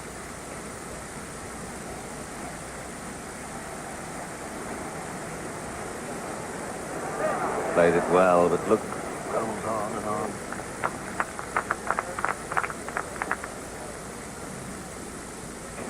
Mize. It's 1 over par. Still the best score, 284 at the moment of those players who completed their rounds, although Nakajima and O'Grady, if they get 3s on the final hole, would come in at 283. Par here is 70, so 4-round total 280. In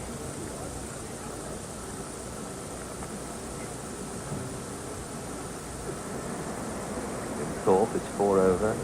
Langer, 2 over. Curtis Strange, 2 over. Dale Douglas, the senior champion, 7 over. 5 over today, 7 over for the championship. Good playing indeed.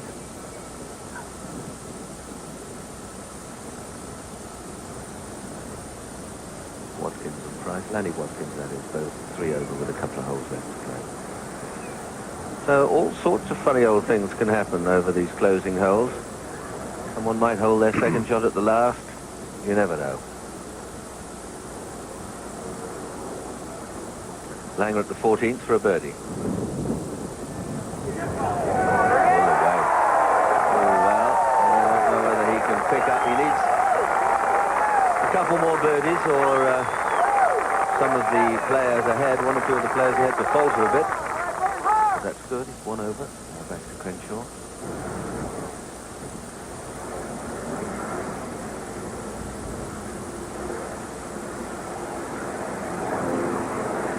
For a 2. Oh, it was quick down there, but not as fast as that. Seve Ballesteros at the 12th. This is for a par. What a par it would be if this goes in.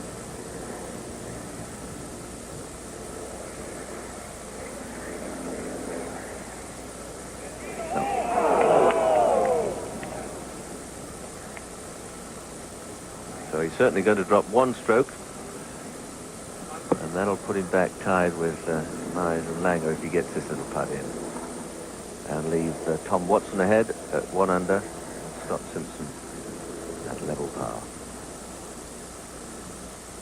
16th and 17th, I think, are going to be, well, all the holes are very crucial here, but we've seen so far a lot of strokes dropped at the par 5 16th and the very difficult 17th. Here's Watson at the 11th.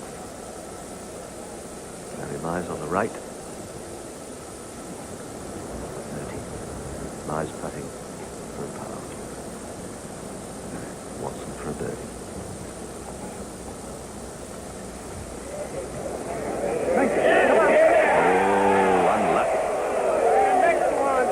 Unlucky.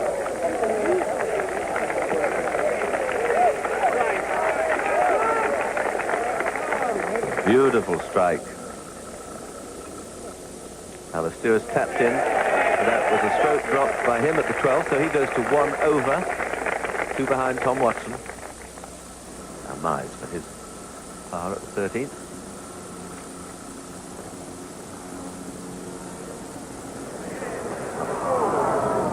So he drops the stroke. So everyone doing their best to help Tom along.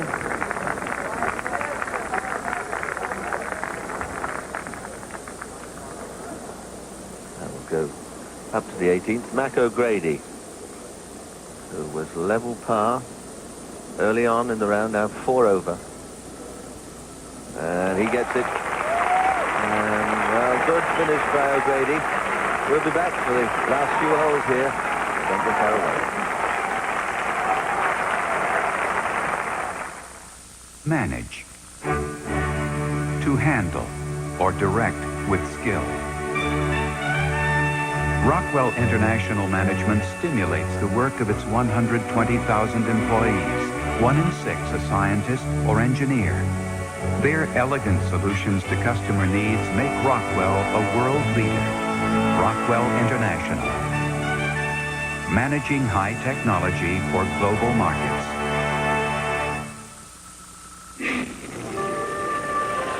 Look to northwest. Look who gives you Asia after only 60,000 miles.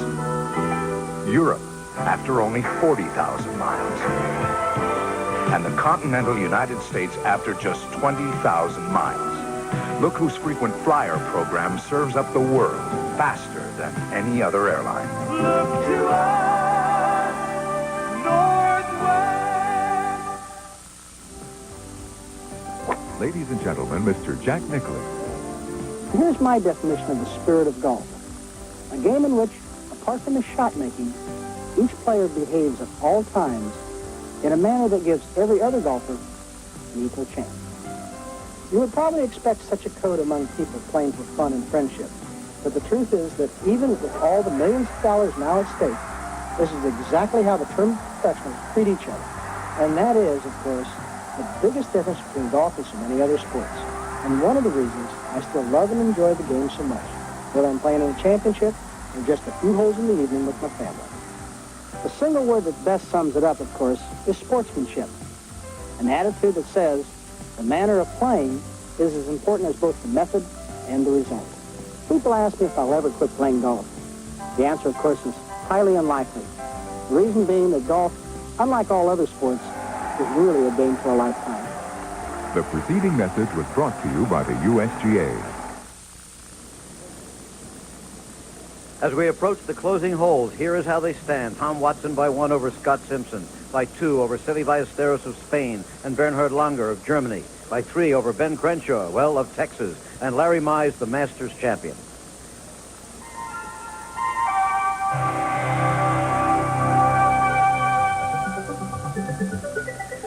Well, to bring you up to date, in case you've just joined us, well, it's pretty difficult. A lot of things have happened here today. But in essence, Tom Watson, who led when the day began, screwed up the first hole pretty badly. He made a 6 after having a perfect drive down the middle. Looked like he might make 4 or even a 3. He made a 6, just as he did yesterday. But after that, he's steady. Now has started to putt the way he putted yesterday again and has re-seized the lead. Seve Ballesteros has been playing steadily, very steadily, and so has Scott Simpson, who just hangs in there. At one point, he had taken the lead by himself. Dropped back once again, steady. That's the way it is right now. A man who, a short time ago, completed his round today is Jack Nicklaus, our colleague at ABC Sports. And Jack, not too good again today at 77, but a good effort for that 5th U.S. Open Championship. Well, Jim, 2 good first rounds, 2 bad last rounds. And for myself, the golf course really was had changed for me. The first 2 rounds, the golf course was relatively soft. And I think a lot of fellows were shooting low scores. The last 2 rounds, the golf course got a little faster. And I hit 12 greens all 4 rounds. And the last 2 rounds, I had 36 or 7 putts. And the first 2 rounds, I had 28 or 30 putts. So that's the difference from my standpoint. You'll be back for your 32nd U.S. Open next year. Jack, what about the golf course today? How is it playing? How are the greens? Well, Jim, I think that you're seeing a lot of the fellows are having trouble with the greens. I know I had trouble with them all day. I could not judge the speed. They're very different speeds. One's slow, one's fast. They look like they're one speed and they're another speed. I don't think the USGA did anything to him last night. I think it was the early morning moisture on the golf course, and the players don't have enough local knowledge here of knowing which greens dry out fast and which greens don't. As a result, we're seeing some very unusual putts. We're seeing some very quick putts. They're seeing some greens like the 16th green. When they get there, they're going to find it's like absolutely like a rock. The 17th and 18th greens are extremely slow. The guys are just coming up on 13. 13 is looks very fast. I just saw Larry Mize leave a putt short. The green is slow. They're having a hard time, as I'm sure as I did, finding the speed, and I think that's what's causing a lot of high scores. A very interesting point. We're going to take a look at Bernhard Langer right here, Jack. He's going for a birdie. Bernhard Langer of Germany, 2 shots out of the lead on the 15th hole. Now, how's the 15th green, did you say? Well, the 15th green, I hit a putt from about 25 feet there up the hill, and I thought I absolutely killed it. Yeah. And I left it 3 feet short. So the 15th green looks very fast, but I don't think it's nearly as fast as you might think it is. From the angle that Bernhard has, the ball swings down the hill, and it might get fast as it swings there. You would expect that these greens would get faster and faster with the wind and the sun. That's not the case, right? Inconsistent. Well, there he is. He's stopped short. Yep. Never really got going down the hill. On tape now, we're going to take a look at Scott Simpson's 3rd shot on the 12th hole. A lot of people seem to be short of the greens on the par 4s today. Well, I think they're expecting all the greens to be firm. And most of the green, and they get a green early in the round that's firm, so then they get tentative. Yeah. And then they end up leaving the ball short. Because, if you go through these greens, like the 12th hole, there's out of bounds right behind the 12th hole. So if you get the ball through the green there, you have a very difficult pitch before you get up against the fence and have a chance of being out of bounds. Now, Seve's been playing much steadier today. Yesterday, he had 7 birdies and 5 bogeys for 68. But pretty steady today. Well, this is the kind of golf course that Seve likes because he can scramble on this kind of golf course. He can make a lot of birdies and make some mistakes and still stay ahead of the field. Well, that certainly could have been an indication of the inconsistency of the greens, the way he left that short. Ben Crenshaw is 2nd on the 14th.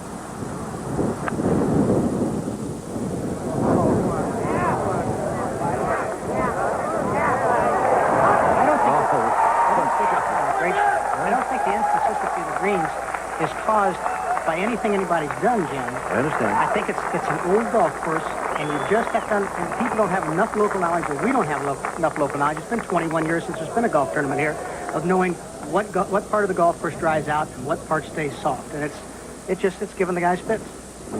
Certainly has the last 2 days. There were plenty of subpar scores in the first 2 rounds, not in the 3rd and 4th. Is that the golf course, the change in conditions, or just U.S. Open? No, I think that's the change of conditions. The first 2 rounds, we played the practice rounds for 3 days, and the golf course was hard as a rock, and they didn't put any water on it, and all the fellows knew what the course was going to do.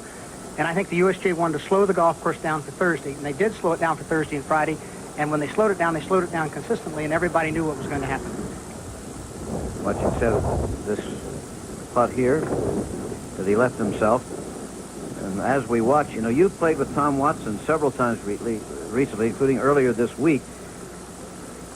What has changed? Why is Watson the Watson of old this weekend, and he hasn't been for almost 3 years? Well, it's kind of funny. On Wednesday, Tom and I were talking about that we'd probably get a chance to probably play together this weekend, but probably not here. We were both playing so badly. Yeah. And I was watching Tom's putting stroke on Wednesday, and it was not good. And Tom has a relatively quick putting stroke, as you know. He takes the ball club back very quickly, and as he does with all shots, but he's been decelerating coming into the ball, and he's sort of quitting at the ball. Right now, I've been watching him here on television since I've been in, and he's now accelerating through the ball. That's the Tom Watson of old. If Tom continues to accelerate that way, he'll make a lot of putts. Never used to leave one short. No. There's Langer for the par, and he drops a stroke. Yes. The final 9 of the U.S. Open, in any event, must feel a little different, Jack. I only wish I had a chance to play it. I'll bet you did. Langer has to make sure of this one. Cross-handed putting on this one. Whenever he feels comfortable, he does a crossing. Well, that was not a hole to bogey. Not for Langer. He is. Larry Mize, who's been having his troubles.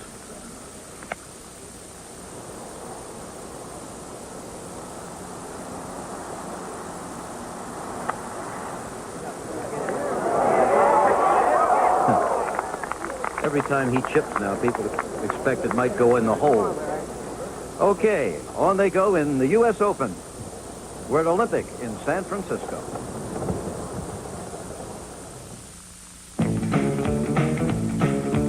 To us at UPS, this is a custom car. Why, this beauty's been modified dozens of times. It has a fiberglass fuel-efficient front, a rapid opening foam-filled door, and a sunroof, all of which makes us more efficient, so we can deliver next-day air for up to half what other companies charge, and allow our drivers to be seen in one mean set of wheels. UPS, we run the tightest ship in the shipping business. Scottsdale, Arizona. Built from little more than desert sun and desert air. Where city leaders use computers to connect every department of city government. Computers from Unisys. Unisys helps Scottsdale's leaders meet growing demand so efficiently that over the last 6 years, property taxes have actually gone down. Unisys and government, the power of two. We're MCI. We've shrunk the world of communications. We've built a global highway the likes of which has never been seen, consolidating all your communications needs over the widest range of international voice, data, and messaging services, offering unsurpassed speed and reliability around the globe, around the clock. Imagine the roads we'll travel together in the future. Call MCI. MCI, communications for the next 100 years.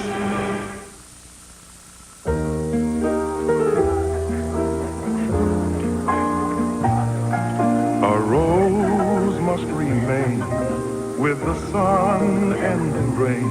Some people stay with a more common look, and some go for a distinctive style.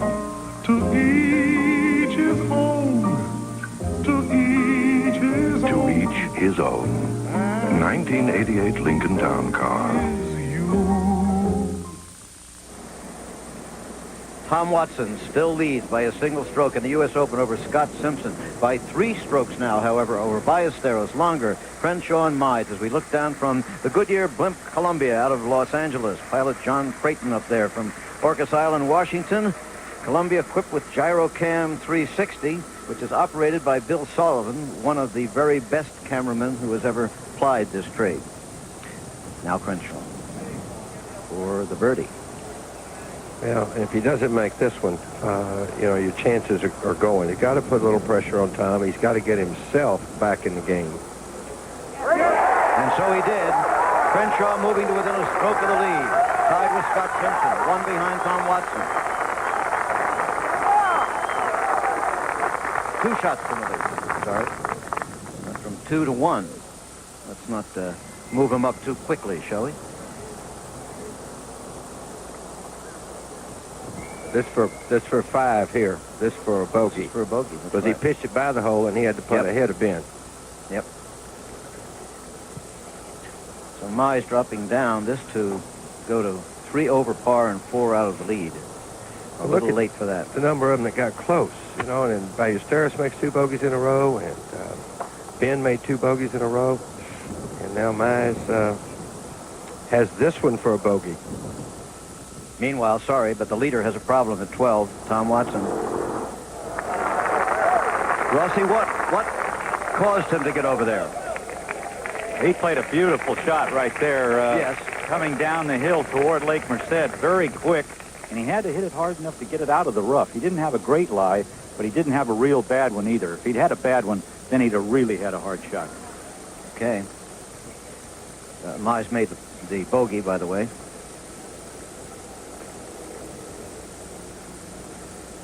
Bob, how did Tom get over there with that shot? Did he miss the fairway for a change? No, he drove it right down the middle of the fairway and hit a bad iron, very bad iron. In fact, it hit into the gallery and came back there. He got a break. Something like the one he had on the first hole, maybe, huh? A little, yes. The waters of Lake Merced in the background is Ben Crenshaw. Prepares to tee off on par 3. I want to ask Jack Nicklaus, maybe what club would Ben be using here, do you think, Jack? Or what club did you use people may be more interested in? Well, I hit a 7-iron, Dave, and I think it's probably the right club If you hit an 8-iron, the wind's coming from the right. I don't believe you can bring it in over that bunker right to left. I think you need to cut the ball to get it anywhere around the hole, and I think 7-iron's the right club. Is the wind particularly difficult to judge today, Jack, or is it consistent? Well, the wind's a little stronger today, and I think it's probably a little bit more out of the north than it has been, which means that it's down his back a little bit and right to left on the 15th hole. However, there's a funny little situation there that happens between the trees. The wind sort of swirls and sometimes will catch a little pocket there and come back at you on that hole. And seen several shots get knocked down there and end up short.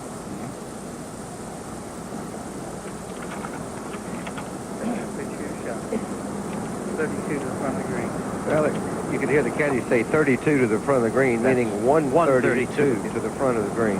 149, I think, to the hole. You at home wonder how they know that. Golfers are sure of the measurements very precisely. Par putt now for the leader. These look a little longer as the closing holes approach. He got it. Still 1 under par. Now Ben Crenshaw's shot. Left. Yep. Crenshaw has had 2 pars and a birdie on this hole recently.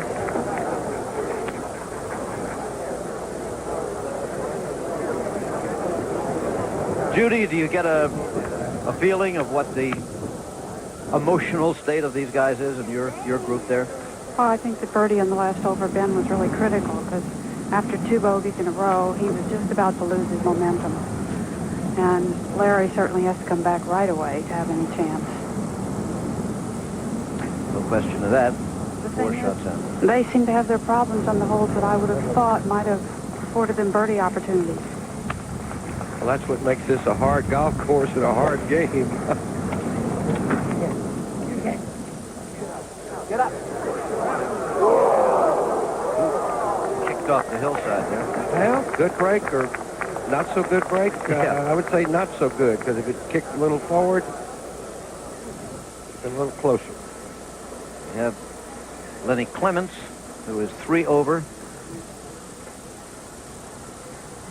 4 shots out of the lead. They're beginning to spread out a little bit now. It's Watson by that 1 over Scott Simpson, by 2 over Crenshaw. But then you get to 3 strokes over Longer and Ballesteros, 4 strokes over Strange and Jim Thorpe and Larry Mize and Clements and Clearwater. Well, with the exception of the 2 leaders, there's some backing up going on. Yep.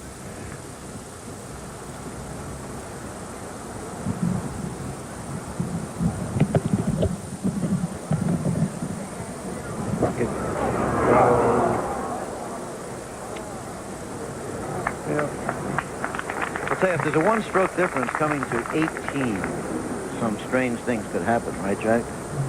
Well, that's what I thought early in the week. I felt like the 18th hole could be a hole where you could see a swing of 2 shots very easily. Yep. And that pin placement today is pretty tough. Tough to get it close. Simpson for a par.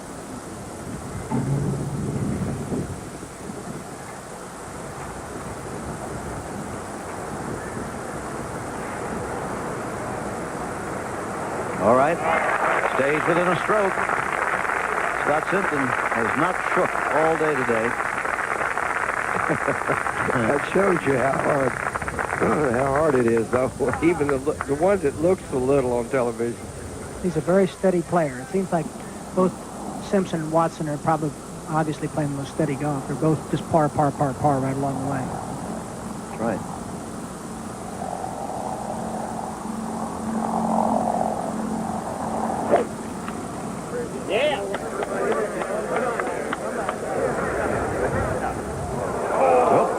Pulled up in the longish rough there. Someone said, yeah, but that's the beauty of that bunker, that little lip sticking up there. There's a little, about 5 yards difference there, just enough to throw you off. That might make some people mad, but it really sets up that hole very well. Ballesteros for a birdie to get back to within striking distance. Remember, he's 3 behind at the moment, but Watson with a problem. You can hear that wind.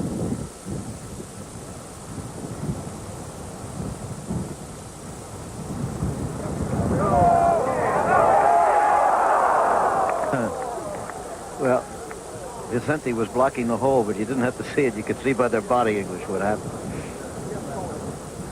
Crenshaw. On the 15th. The last par 3 on the golf course. From here on, there's a long par 5, 609 yards, and then 2 difficult par 4s to finish with. 2 different holes, but both very difficult. Yep. All 3 holes. Go in the hole. Look at this.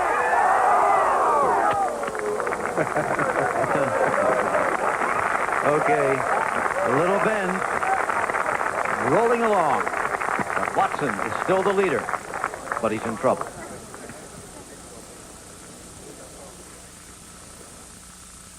Protecting what you value is the smartest policy, and your family's best protection comes from USF&G. For generations of Americans, protecting home, auto, and life has meant USF&G insurance. Just ask your independent agent. We got you covered, America, covered from day to day. USF&G covers the USA. Entrepreneur, one who assumes the risks of business.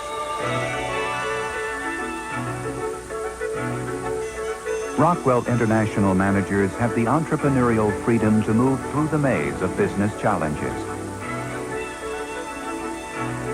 With advanced technologies and innovative quality products, Rockwell International entrepreneurs get results. John Houseman for the investment firm of Smith Barney. Some investments are backed by the full faith and credit of the United States government. Their risk is infinitesimal. Other investments are backed by faith alone. Their risk is great. At Smith Barney, every investment idea is backed by research. The only risk you take is a risk worth taking.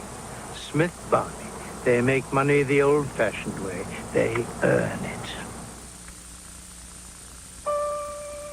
What's it like to hit the pinnacle 384?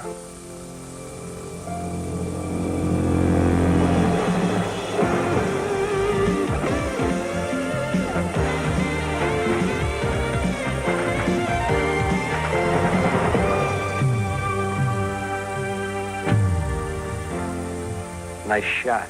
Pinnacle 384. A hot one.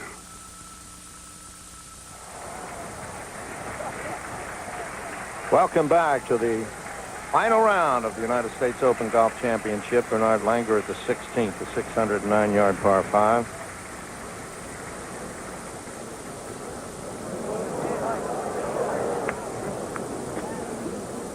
And you were saying, Jack Nicklaus, that this green is what? This green is like cement. Mm-hmm. All right, we go now to Ballesteros. 3 shots behind the leader at the 15th hole. He needs an ace, Jack. Go. Looked pretty good for a minute, Dave. I'm sure he was pulling for it. 3 shots behind the leader. Playing with John Mahaffey. And this is the 13th. Tom Watson, the leader.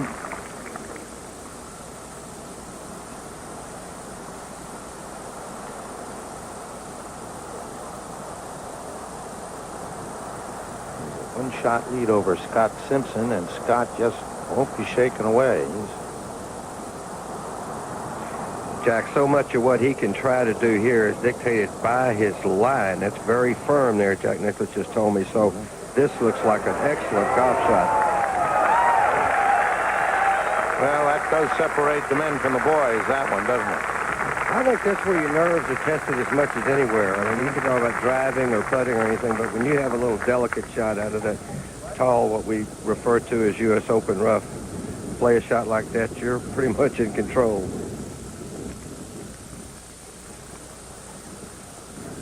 Now, as you'd see the strain beginning to tell there on Watson's face as we go now to the 14th fairway, Scott Simpson. This is on videotape.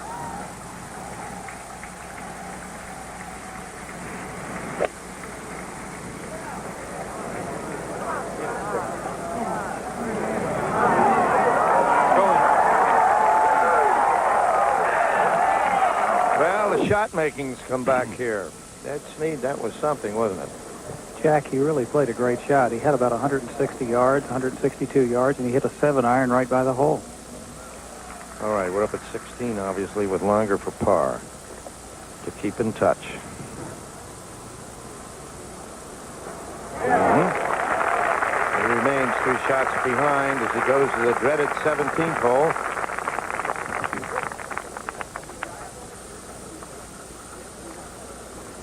He did not putt that one cross-handed. Yeah. No. Well, he hadn't made any cross-handed that I've seen, so maybe it was time for a switch. The leader for par. See if Tom accelerates on this putt.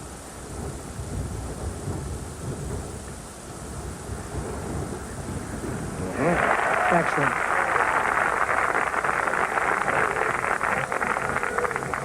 Tom Watson remains at 1 under, going to the 14th. And we'd remind you that ABC's Monday Night Baseball has Montreal against St. Louis or Kansas City against Oakland. Check your local listings. Live at 8 o'clock Eastern Time, and an hour after the game, we'll have Al Troutwig on with Monday Night Sports Night, talking about a myriad of things. So we hope you'll join us all Monday night on ABC Sports. As we look south here on this absolutely stunning afternoon in the state of California. Back over here to the Olympic Club along Skyline Highway there. Lake Merced. And somewhere down there is the next United States Open champion.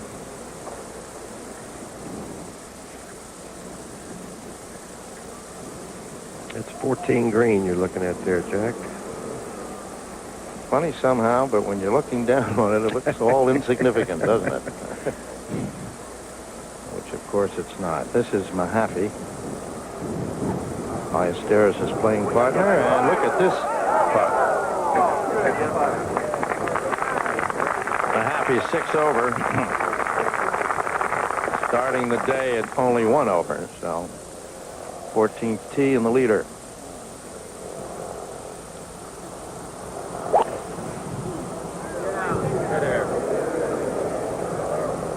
Got to be a little left. He said stay there, so you know he was pulling for it to catch the fairway.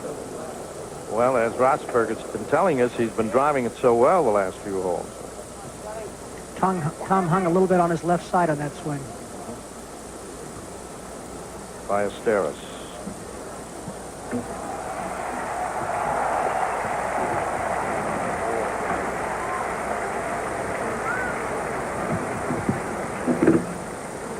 But Jack, you have to think if Ballesteros doesn't make this one, Tom keeps playing well, that this is one that Seve has to make to give himself a chance.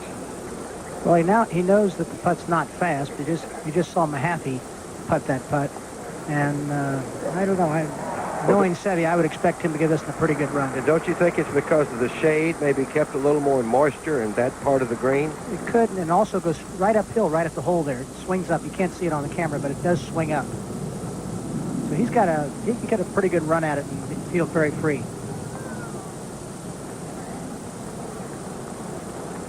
Good evening. He's made a lot of birdies.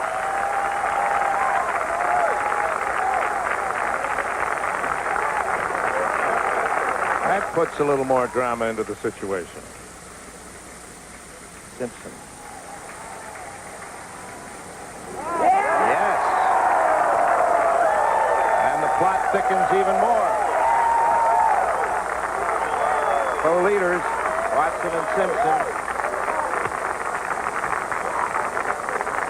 Jack, what I liked about Simpson's shot into that green was his rhythm that he played. It's the same rhythm as if he were out playing a practice round. He's a very beautiful player with a great rhythm, a lot slower than Watson. Simpson is very consistent. He looks like he's almost standing still when he almost from a dead still position he starts. But he does the same thing every time. He's been a good solid player, and I've never really seen Scott shoot himself out of contention. Somebody might beat him, but I haven't seen him shoot himself out too often. Well, that's a perfect kind of player for this situation, isn't it? Just the right kind. Larry Mize. And Scott Simpson now 1 under, co-leader with Watson. Crenshaw and Ballesteros 2 shots behind. And Langer another shot behind that.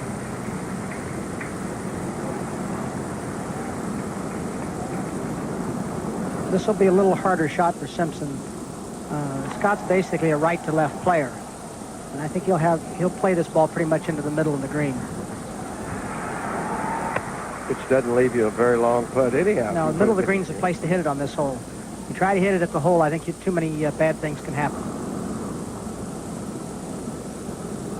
Seve's ball was hit at the hole, but ended up in the middle of the green, which was just perfect. Jack, you know, you pointed out that Scott Simpson is a very, very steady player. Scott is a type of player that doesn't put a lot of spin on the ball, and consequently, when he hits some shots a little bit offline, they don't go too far offline, as opposed to a player that hits the ball very hard and with a lot of spin. That is correct. He is very, very simple through the ball. There he is, right in the middle of the green. He doesn't lash at the ball at all, which results in not much spin.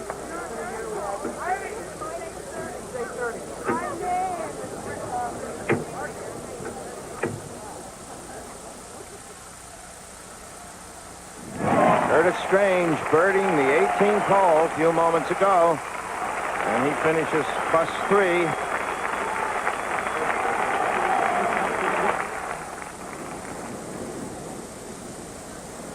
And they're awaiting the leaders now at the 18th. 283 for Curtis Strange.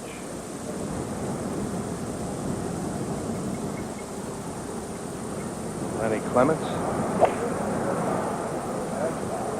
Stay there.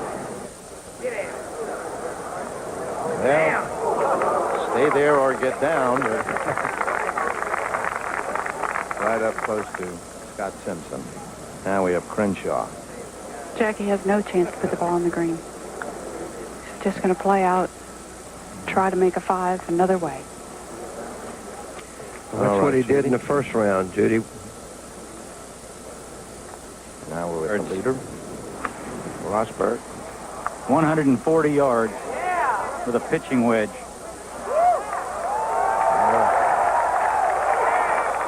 He's sneaking up on it beautifully, isn't he? That was a little far, but out of that rough, it's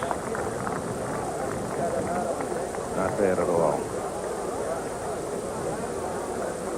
The leader, Tom Watson, at the 14th. Longer.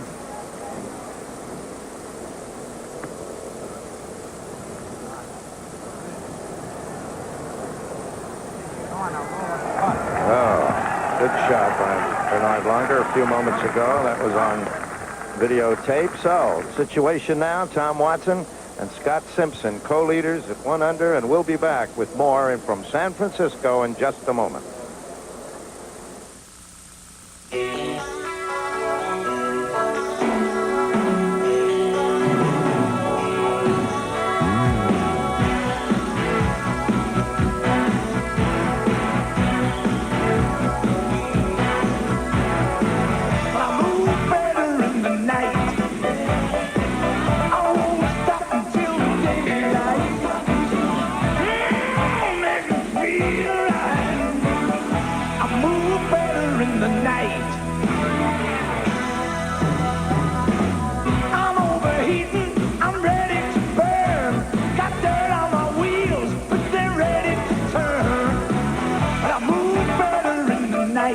So exceptionally smooth.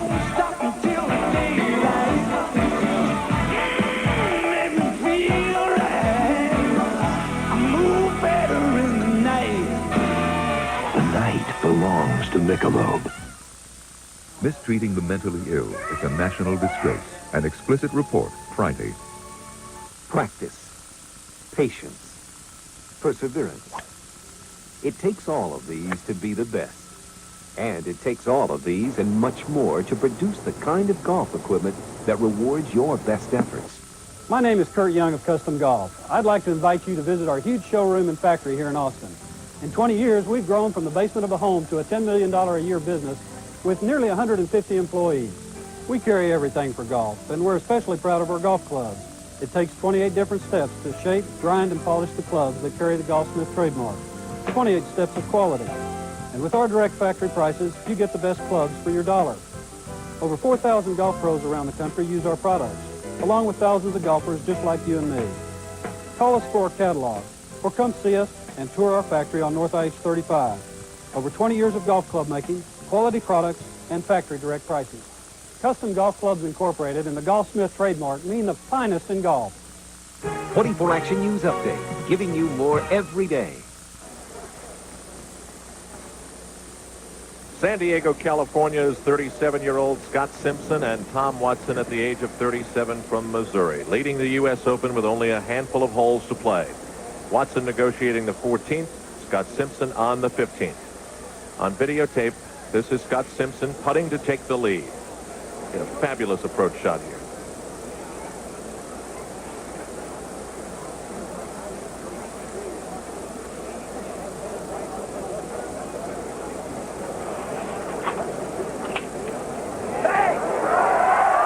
He has holded to take the lead in the U.S. Open. To Tom Watson live. 2 under par is Scott Simpson. Yes! Within seconds of each other, Scott Simpson and Tom Watson face each other to 2 under par.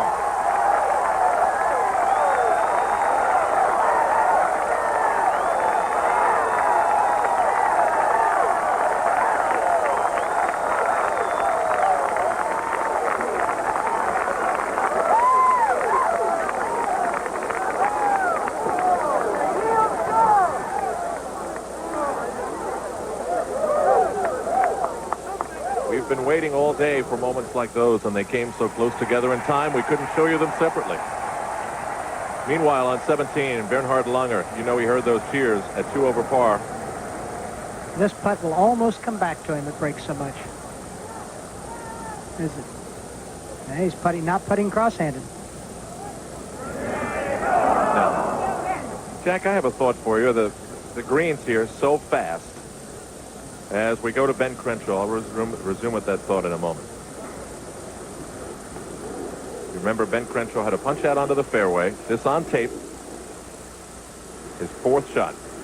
Remember, Jack said this hole is very firm, the green is. Like cement. I mean, you're just coming downwind, hit on that green. Now, this one will not break to the right. If you play it to the left of the hole, it won't break. No, he didn't play it to break right. That's his 5th shot. That was also on tape. Played it very well. And that may have just killed it all for Ben Crenshaw. Well, Al, unless something funny happens, it's got to be between Simpson and Watson now, you think. They're the 2 out in front by a little comfortable lead. Larry Mize on the 16th hole at 3 over par. This is for a birdie. Won't move. So good around the greens, but not good enough that time.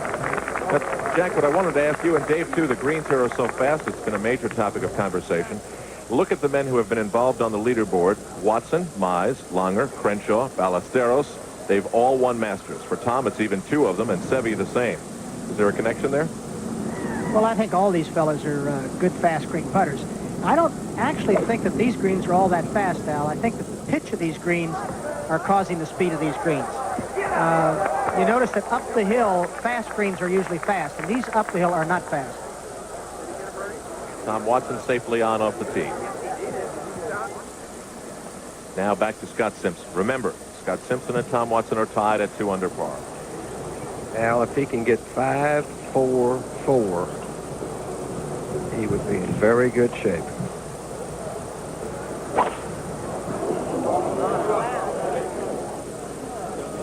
This, remember, is the long par 5, 609 yards. Ed Snead, what happened? Al, he's going to be all right. He did push it out into the right rough, about 10 yards into the rough, but he's he looks to be in a pretty good position. His ball sitting cleanly. Ben Crenshaw, remember his problems around the green on the shots we showed you moments ago. He made his bogey and will fall to 2 over. I think the 16th hole is going to be the real critical hole here. It just, it was a critical hole in 66 with Palmer. And I think it's such a difficult par 5. It's as difficult par 5 as we have. If either one of these two fellas could par this hole, I think that'll just put them right in the driver's seat. 16th is where? I don't think a birdie is on. No. Especially where the pin is and the green being so firm. Seve doesn't have much of a chance to stop this one at all. His third shot. 16th is where Arnie snap hooked it into the woods off the tee in 66.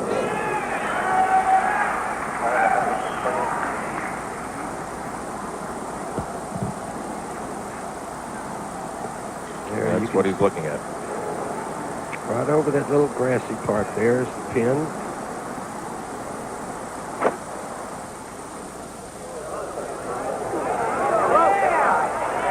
Hold it. No, Jack, you were right. Well, he may have been a little unlucky. It looked like he hit on a downslope, Al, but he has to take some chances now. I mean, this man's thinking about winning the tournament, not finishing second, third, or fourth. But Seve's such a good chipper, and he has a good lie there. If he can read this chip, all the people behind the green are standing back there as the golfers walk by and saying, the ball doesn't break, the ball doesn't break. So he's going to get the line before he hits it. Yeah, but what if they're not pulling for him?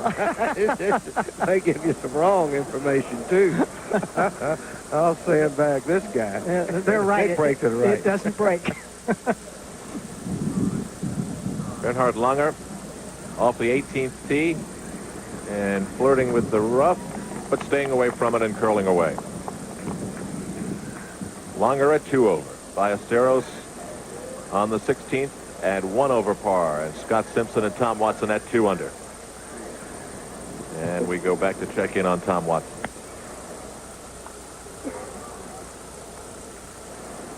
'15th green. This is a par 3. Jack, I don't know about you, but I always kind of hated to putt from the sunlight into the shade or vice versa. I think it's awfully difficult to read a green doing that. I mean, if you putt with shadows over your head or your ball, or even your body across the ball, I think it's very difficult. And putting from the sunlight into the shade is much more difficult than putting from the shade into the sunlight. Tom Watson's putting to take the lead in the U.S. Open, and that guy doesn't even know it.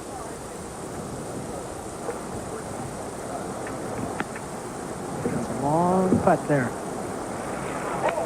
And slow up by the hole, you say. That'll give him something to think about.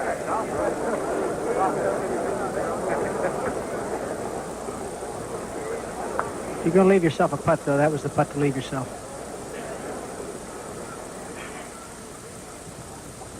This is Scott Simpson. Remember, off the tee under the trees. Ed Snead? Al, I think Scott is in a pretty good position. His ball is a little bit of a flyer, and I think with a 2-iron or a 1-iron shot from underneath those tree limbs, I think he'll be fine. I think it's a good kind of a lie to have because he can make the ball shoot a little bit and run farther up this fairway. Does he have to cut it or anything, Ed? Because you don't want to go left on that second shot. Not really, Dave. He just has to keep it down slightly, very, very slightly, underneath the tree limbs that are about 10, 15 yards in front of him. All right. Ed and Dave are talking about this shot from Simpson. He's put it right in the middle of the fairway. Yes, he has. Perfect. Meanwhile, Seve getting ready on the green of this hole.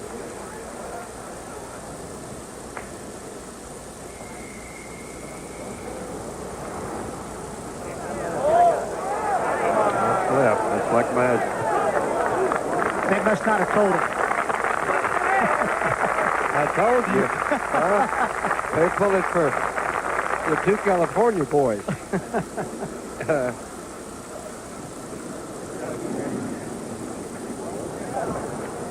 Tom Watson, who has said this week it takes more courage to win the U.S. Open than any other title. And it's been a long time since he's been in position to win. A Almost 3 years. The last win was in '84 at the Western Open. Oh, boy.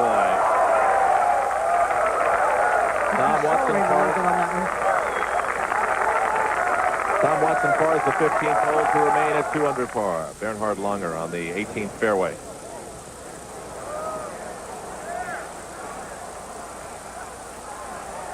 And a standing room only gallery has been waiting for him all day long. Only 4 twosomes remain on the course.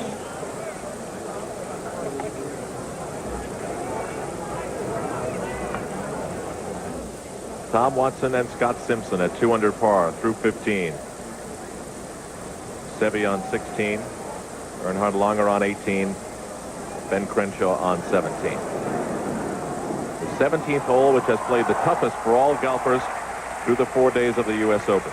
And still, Scott Simpson and Tom Watson have yet to get there. This is Larry Mize.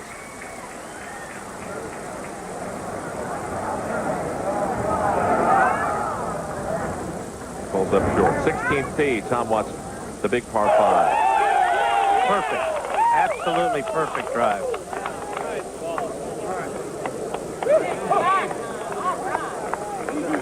Bob, is that as good as you've seen him drive in a while? I tell you, except for the 3-wood he hit at 14 when he hooked it, Dave, he has driven magnificently today.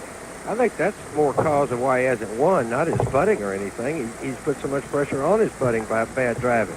I think when you drive well, it works into the whole rest of your game. I think that you do everything better.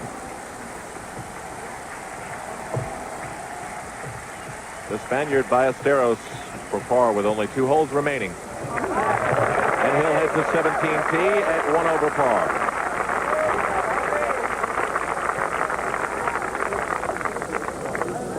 Some dramatic holes to come. No doubt.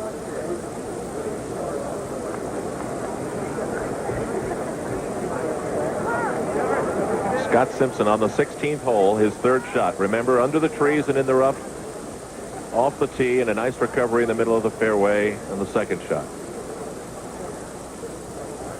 Looking at his yardage book there, Al, Ed Sneed's out there, and he might tell us about his lie or length of the shot or any wind. He's looking around. David, according to my calculations, he has about 127 or 28 yards to the hole. And perfect lie, I think it's a perfect 9-iron shot for Scott. He's got a little wind right to left, helping him slightly, and I think if he just makes his normal swing and doesn't get too greedy, I think he wants to put this ball a little to the left of the hole. As Jack's pointed out, the green's very hard, and I don't think this is the time to try to force a birdie. I think he's got to play to the left, hope he has a decent chance for a birdie, and let things happen from there. Ed, I think you're right, and I think everybody thinks that there's a little bit of room to the right of the hole, so they feel free to hit the ball at the hole. And right at the hole, it's very hard. To the left of the hole, he has a chance of stopping and giving himself a chance for a birdie putt. Of the 75 golfers who have approached 16 today, only 7 have birdied the 16th.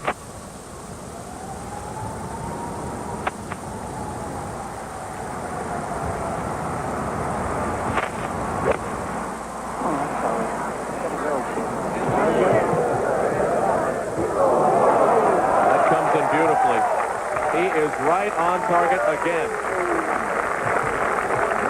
I would never thought of playing it that way. He doesn't know how close he came to disaster there. Big smiles from the quiet man from San Diego, Scott Simpson. He knows what happened to it. On the 17th tee now, Seve Ballesteros begins the difficult par 5 for the members, par 4 for the players today. Watch this. This is not, hold on, Seve. The big slope, needless to say, from left to right there. And I've seen players all week long hit wonderful drives in the left third of the fairway and wind up either just short of or just in the rough there. Well, think of the players who have challenged this hole today. I mentioned the number of birdies on 16, Dave and Jack. Only 2 birdies on 17 today. I'm not surprised. This is probably the key shot of the golf tournament, I think, for Watson. Put the ball into the fairway in play right now. You put the ball in the rough on this hole, it's very difficult to make 5. Seen a lot Keep of it in the fairway, you can make 4. A lot of 6s here, Jack, especially if a guy gets left or drives left to begin with. But this is the narrowest fairway for the second shot of any hole on the golf course. That's why you see so many guys going with an iron, or 2 iron, 3 iron. Perfect. Yep. There's this little yardage mark there. Scott Simpson and Tom Watson leading the U.S. Open and looking very good doing it.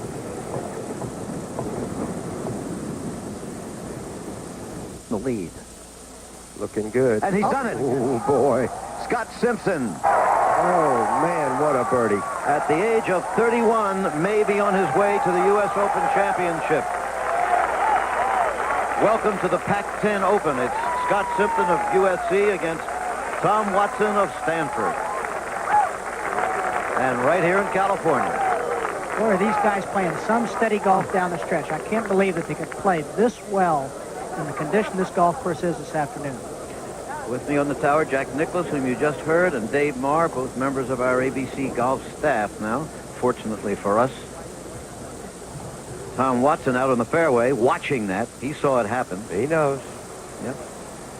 But he's smart enough to know, too, don't you think, Jack, that, you know, Scott's still got 17 and 18 to play. You don't take any unnecessary chances. You want to give yourself a good chance for a birdie, but that's not panic time. A person with less experience than Tom Watson, though, might panic. Tom will have the patience to just say, okay, I've got to play my game. He knows he's now behind, and you can tell on his face what he's doing. I know what's running through his mind. He's saying, okay, Tom, just be patient. Your turn's going to come. He's going to have 2 holes to play. Just put your mind on what you're doing and do it.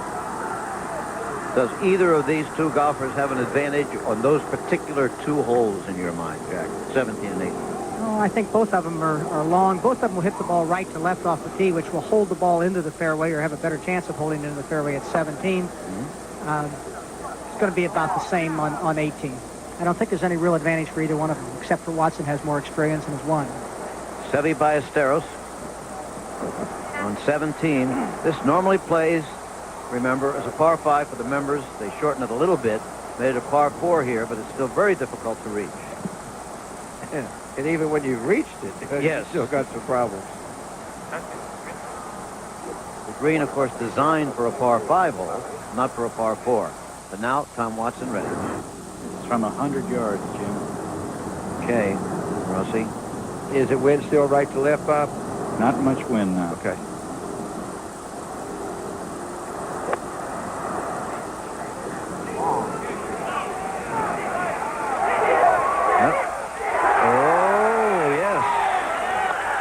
That was as good as you could do when you landed on the green, right?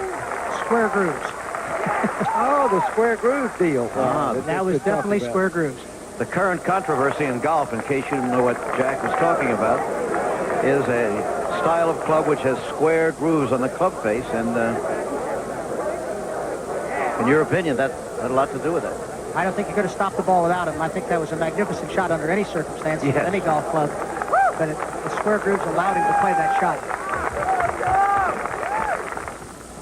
Now Simpson on the 17th tee, 428 yards. Remember, it tilts from left to right. Severely. If it was a pinball machine, it would register tilt. Well, the way he's leaning, that may be a little bit to the right. He's played a nice draw, David, into the right center of the fairway. It looks like it might run to the rough. Well, we've seen that. That looks like a replay of 100th time. Yep. Right at the 250 mark, I believe. It's written in the grass there. We're going to have a message now from the United States Golf Association, which, of course, runs this championship. Ladies and gentlemen, Mr. Arnold Palmer. Replacing divots, fixing ball marks, and raking bunkers are 3 things you can do to keep a course in shape for the next player. Now here's a way to keep golf in great shape for all players. Become a USGA associate. The USGA is dedicated to keeping the game the way we love it. That's why I volunteer my time as national chairman. The USGA tests balls and equipment to keep the emphasis on skill and keep gimmicks out of the game. We also conduct research on drought-resistant grasses that will benefit all of us. But to do this and more, we need your support. So become a USGA associate and keep our game in great shape. Join now. For $25, you'll receive benefits including a year of Golf Journal and the Rules of Golf. Call 1-800-345-USGA. Back again, and there it is. Scott Simpson by 1 stroke over Tom Watson. We're nearing the end. Now, this was the putt of Scott Simpson on the 14th hole.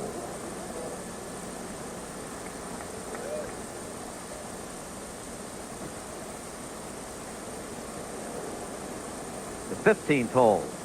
On tape, we can't tell. Let's forget the word. And Scott Simpson, by the way, birdied that hole all 4 rounds. Within seconds, this was Watson, 1 hole behind him, with his birdie putt. So at that point, they remained tied for the lead. Since then, however, now we're still at 16 on tape. This is the one that put Scott Simpson into the lead all by himself, and that's where he is now.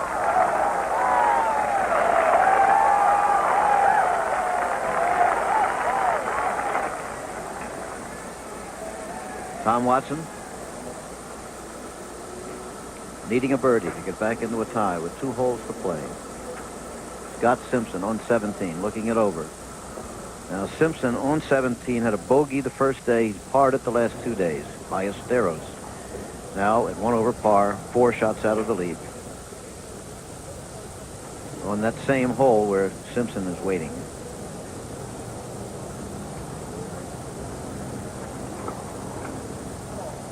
This ball really breaks, and it should be really fast, but I think most of the fellas have been leaving it actually a little bit short. He's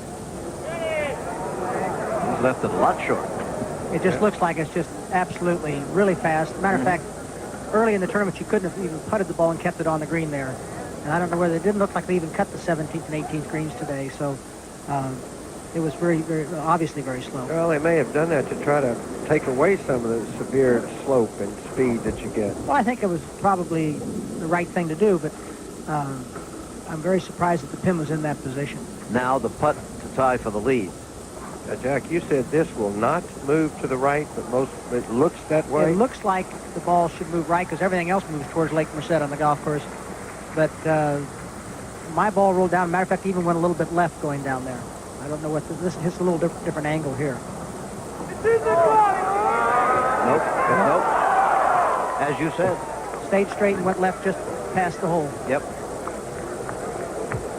So Watson will have to do it if he's going to do it on the final 2 holes. And remember, they are extremely interesting holes. The 17th, long, difficult to get there, difficult green. 18, short par 4, but an absolutely fascinating green. Or maddening, depending on your viewpoint.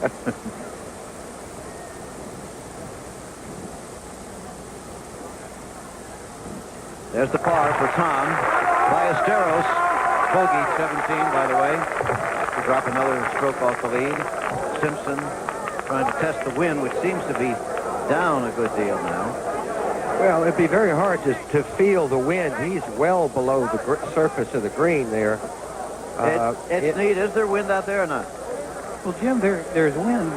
You don't feel it down here, but you can tell when you look at the blimp in the top of the trees. It is blowing quite briskly, but the golf course is protected. Which way? It should be into the player's face here at 18. Left to right, into the player's face at 17 and 18. Oh, there it is. It's right in your face at 17. 17 is almost 2 clubs more than the yardage says. And what would you venture to say, Ed, that he might be trying to hit at 17 for a second shot? Scott has about 186 yards, and it's going to be in between a 3 and a 4 iron going up that hill. I think he needs a 3 to get to the green. I think you're right. Well, he's debating it right now. Well, no, he's got his club. Maybe his biggest golf decision ever. He's got a 4. His caddy has informed me that he's got a 4. The only reason you'd want to play 4 is to stay underneath the hole, and it's probably a pretty good decision. By the hole is a very, very difficult place to make par. He is in the rough, and if the ball jumps a little bit, that's got to be the right play.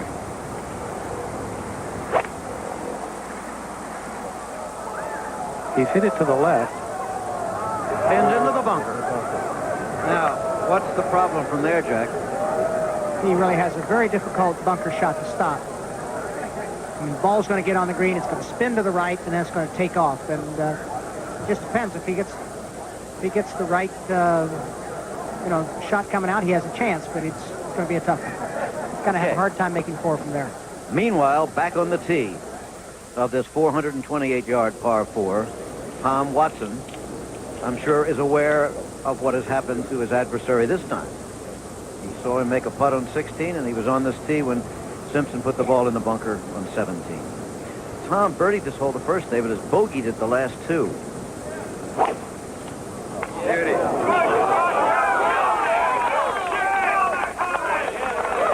Now let's see how far down this is going to come. There it is again. Almost impossible to hold the fairway, although he's done it. He's done it. Yeah, he was well up on the left. Like perfect tee shot. Yep. The slow motion, Dave, would you like that? You want to do this, Jack? Let's do your slow motion analysis here of Tom Watson's swing. Okay. Well, he is getting off his left side nicely. Got nice extension back. Head's done nice position. Got a big full turn. I've noticed Tom's made a better turn this week than he's been making. You notice he started to lean to the left side very quickly, and it keeps him to the inside, but his head's remained back. And his head's remained back through the hitting area. Tom is about as good a position I've seen him in a long time. And that's why he's where he is right now, just 1 stroke out of the lead in the U.S. Open. Yeah, he's playing with so much confidence. That's terrific. It's great to see a guy come back and play with that kind of confidence. Yeah. From the Goodyear Blimp, the 17th hole, as the gallery all now is gathered around 17 and 18. Attendance limited to 25,000. And all the tickets were sold before they were actually printed. That was last summer. There's the Goodyear Blimp, Columbia, having a pleasant afternoon out there, I should think. Billy Sullivan on camera. Well, here they are. Mano a mano. Watson on the left, Simpson on the right. Watson in perfect position on the fairway. Simpson in the bunker. As Jack Nicklaus indicated, it's going to be tough to stop this near the hole. It'll tend to run past. It'll spin to the right. Spin to the right, which will help it down the slope. Yeah. And as it spins to the right, it picks up the speed going down the slope. Now, of course, he knows that. I mean, they've played practice rounds, and I'm sure he's been in this bunker in a practice round to play this shot, just to see what kind of sand is there and what the slope of the green is. They've done a marvelous job with the bunkers this week. The sand has been very, very consistent. That was a good bunker shot. That is beautiful. A great bunker shot. Slow down. Well, leave yourself with an uphill putt, which is the only putt that he can really have a chance to make. Simpson not shaking, even though this man has far more experience in major championships. Scott Simpson's been waiting his turn for a good while. This might be a good thing for people at home, how to play a bunker shot there. He's got the club back, but the main thing is he follows through. So often you see people try to play a bunker shot by just seeing how much sand they can move out of the bunker. Just take it and hit behind it a couple of inches and be sure that you follow through. How hard would you throw it underhanded to throw it to the hole? This is not a man without accomplishments, Scott Simpson, twice NCAA collegiate champion. He was a member of the Walker Cup team as an amateur. He's won a couple of times out on tour, close many times, well up there most of the time. Last year made over $200,000 on the tour. By the way, I don't think in 4 days here we've mentioned the money. First prize, $150,000. That gives you an idea of what you think about here. It's the importance of the occasion. Seve on the 18th fairway now, 2 over par, 5 shots out of the lead, but he's in 3rd place all by himself. He needs a par to hold on to that solo 3rd position. Here's a preview look at 17. Small, narrow green.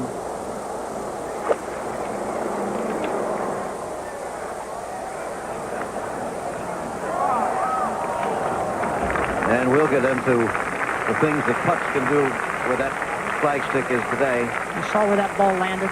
Yeah. Earlier in the week, that ball would have gone right to the front of the green. Yeah. So they've obviously done either just barely cut the greens or they've slowed up the 18th green. That's a very, very slow putt up that green. Well, that's one of the problems with a small green is the number of pin positions that you have or do not have on it. Yeah, it doesn't have very many on that green. Now, Scott Simpson for the par. As Watson watches. Tom has had to stand there and watch his opponent on the last 2 holes. Watched him hit a magnificent birdie putt the last time, and now Simpson giving himself a good chance for a par after being bunkered on his second shot. Uphill. Did he break there, Jack? His ball will break a little bit from right to left, but I think more importantly that he must keep his speed. Mm-hmm. If he keeps the speed up, the ball will break a little bit, but not. But if the speed gets off of it, it'll break very fast. Now, if he makes, Jack, do you think that changes Watson's thinking, or Tom's just got to try to make a 4 here and maybe birdie 18? He's got to just try to make 4. There it is. Was that smooth? Tell you. Was that smooth? A par. Ooh, way to go, Scott. 2 bunker shots on this side, right? Didn't he hit the flag on one? Yeah, it hit the flag itself, not the stick, but the flag and dropped down. And the fact that he birdied 15 all 4 days has certainly helped him. But the fact is, when the pressure is on, he is playing magnificently. Now, Tom. That was one of the great pars. Okay, we're going to have another look at it. In fact, there's Simpson. Now we'll be watching Watson. No, he can't.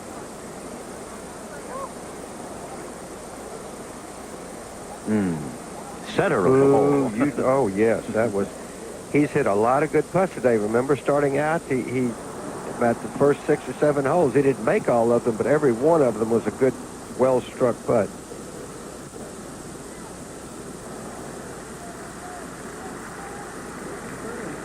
He's waiting for his playing partner to finish up. Okay, Seve can't really improve his position with this putt, but the crowd gathered around here would like very much to see the man from Spain finish up well. And let's see what this putt does.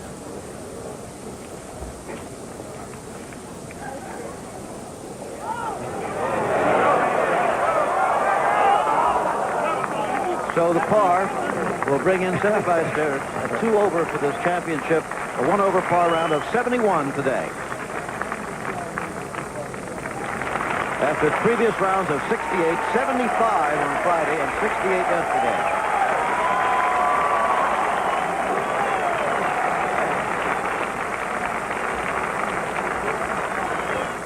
So the 75 on Friday was costly to Seve in the end. Well, it may have been those bogeys he made at the back 9 today. If he could have put a little more pressure on from in front, maybe, if yes. It could have been.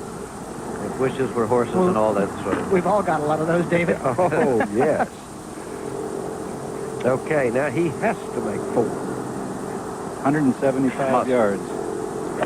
Bob Rosberg on the fairway reporting 175 yards. Where is it? Oh, great shot. Yep. That's the exact same putt that I had. It looks like it's really fast. The exact same putt that Seve had. And Seve thought it was fast. Let's just see if Tom thinks better than Seve I did. Well, there's Scott Simpson's hit on 18, his tee shot, 343-yard par 4. Right down the middle. Poured sweet and clear, Jim. The issue's up for grabs, and we'll return with more golf action after this message and a word from our local stations. Scott Simpson in the lower right of your screen. Tom Watson in the upper left, battling for the U.S. Open Championship. Simpson the leader as he plays the 18th hole. Watson with a very difficult putt on 17 that we'll be discussing in a minute when he gets ready to play it. Simpson, as you see, on the fairway, good shape, tying his shoelace, even at such moments. He is calm. I mean, here he is, his 9th year on tour. He's won just 2 tournaments. He's been a good money maker on tour. Think of all the hours he's practiced, and started in golf by his father, who's a very good player. I know, if Mr. Simpson, you could have some big Father's Day here in just a little while. Scott himself a father. He has a little girl, Brea Yoshika, and a son, Sean, spelled the correct way, S-E-A-N. This is at 17 now. This is back at 18. Yep. Okay, to the small green. Ed, how long a shot is this? 127 yards, David, and I think he'll play a 9-iron. I don't think he can get it to the hole, but I don't think he should try to. He's just got to try to put it right in the middle of the green, short of the hole. Oh, what a shot. Well, pulled up. One more bounce, it would have been excellent. Is that the right place to be, Jack? Well, I don't, if it is, that's right where I was, and although I didn't put it very well from there, but that's exactly right underneath the hole. Maybe it breaks right to left about a foot to 18 inches, and he's the place to be if you want to make 4. Well, the point is to be below the hole. Oh, yeah, absolutely. That's what Ed was pointing out, why he shouldn't or wouldn't hit enough club to get maybe past the hole. All right, his fellow competitor of the day, Lenny Clements. Clements 4 over now for the championship. Started the day even. So he had even par rounds of 70-70-70, but he needs a par for 74 today. Yeah, but it's a good tournament. I mean, he was really under pressure. He hasn't won a tournament before, and maybe he'll learn a lot from this today, especially playing with Scott. If Scott should happen to win, he sees how to win. You got to learn how to win out here, I think. I think that's the whole key. Once you learn how to win, it makes the next win a little bit easier. A lot of guys get out here and never win. They're great players when they're amateurs, but my gosh, until you win out here, you don't learn how. You have to learn to do it.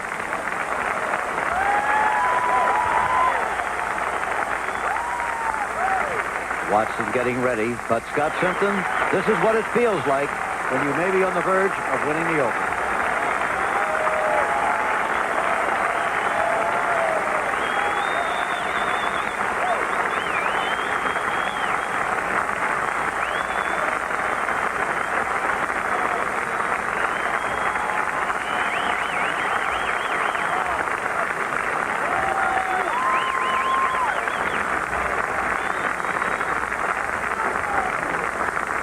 Look at that crowd. We had a telegram asking us to say hello to Johnny Farrell, the oldest living U.S. Open champion, on Father's Day. We're happy to do that, particularly since it's signed by Billy Farrell, his son. Not a surprise, since they were named the Golf Family of the Year this year by the Met Golf Writers. Okay, Tom. Now, Jack, you said you had just about this putt earlier, right? I had this putt, and it seemed Seve had about the same putt. If Tom Watson can read this putt, then my hat is totally off to him, because this is one putt that does not read the way you think it, the way it appears. Well, how does it look, and how is it? Okay, well, the putt is not nearly as fast as it looks, and it breaks more than it looks. If we remember the practice rounds, it was running very fast. You could hardly keep the ball on the green here, and I just don't think that anybody can remember that and hit the ball hard enough to reach the hole here. That looks well short, just like Seve. Yeah, it does. Just like Seve's. Right. Exactly where I putted it, exactly where Seve putted it. And his second putt, he cannot hit his second putt with any speed to keep it on line. I had that same putt, and I didn't have it 1 foot off the putter, and it was 6 inches. It had broken 6 inches, so he has really got a tough second putt. I don't know what he's looking at right now. Something up in the tree. Well, I don't think it was the wind. No. Well, now Tom has the biggest putt he's had in quite a while. Yep. Looks like he must make this and then birdie 18 to have a chance to tie. If any chance at all, he must make the putt. Yep. And birdie 18. Well, that depends. Yeah. There's many a slip between here and the clubhouse. Yeah. Particularly at Olympic, where lightning has struck in the 2 previous Opens. And the amateur. Don't forget. Yeah. We keep leaving out that Nathaniel Crosby won extra holes here to win the amateur championship. Let's see if Tom accelerates through this putt enough to keep it on line.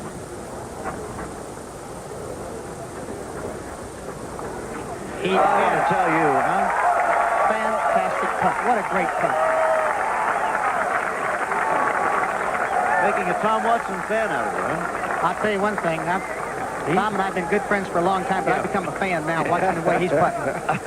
That's terrific. Jack, you've been a fan of his ever since Turnberry. I know that. Huh? No, that was the greatest golf I ever saw there. When they played together for the last 2 rounds, and Jack had 65-65, right? And Tom had 65-64. Perhaps the 2 greatest head-to-head rounds ever played.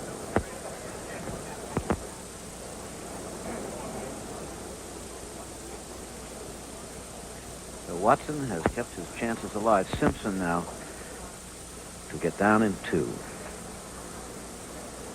If he put this in the hole, it would just about. Very, Would be over. very slow. But you can't afford to be too aggressive. No, he's got to leave it. He's got to leave it underneath the hole. I don't think he can afford to try and make it. All right, well done. Right where you wanted it. Unless you made it, obviously. I mean, people give you all that jazz, but believe me, that's where you want it. Played it the smart way. He makes 4, puts the pressure on Watson. Jack, you're beginning to find it can be kind of exciting up here, too? I'm enjoying it up here. I think I'm having more fun here. I've never gotten into golf tournaments before in my life. You never miss a shot up here, Jack. No, I mean, it's you really just don't. wonderful. You never make any bogeys sitting up here. I forgot all about my own golf game up here. I'm excited watching these guys play. I might get interested in playing again. What you'll see up here, Jack, is the guys really do wonderful things. And, of course, you've done a bunch of them. But just like you said about that putt that Watson made, I mean, he may not have made a putt that big in his whole career, in a sense. What a great stroke at that point. And then he misses that putt. He hit that ball with such speed that if he missed that putt, it was going off the green. And the ball, it may not have gone off here, but it had at least gone 6-8 feet by the hole. No question about it. Comes down to this now. Tom Watson on the 18th tee must make a birdie to tie and force a playoff at 18 holes tomorrow. Both times the Open's been held in this course before, there have been playoffs. In both of them, lesser-known players beat very, very famous players. Jack Fleck out of Davenport, Iowa, the driving range pro, defeating Ben Hogan after it looked like Hogan had won. And Billy Casper beating Arnold Palmer in a playoff after Palmer lost a 7-shot lead on the last 9. And now the lesser-known Scott Simpson leading the famous Tom Watson. I think he is waiting for him to putt out. Yeah. Scott only has a short putt, but that green is very bumpy right there. Don't often see that, a man way back on the tee of a par 4 hole waiting to watch the man in the green putt out. All right. Okay. Put it right in. So Scott Simpson, 277. Yep. Rounds of 71, 68, 70, and today, 68. 277 on this golf course. It looked like for a while 280 was going to be a score. But once again, there's only 2 men under par here. That's what happened last time in 66 when Arnold and Billy tied. Right.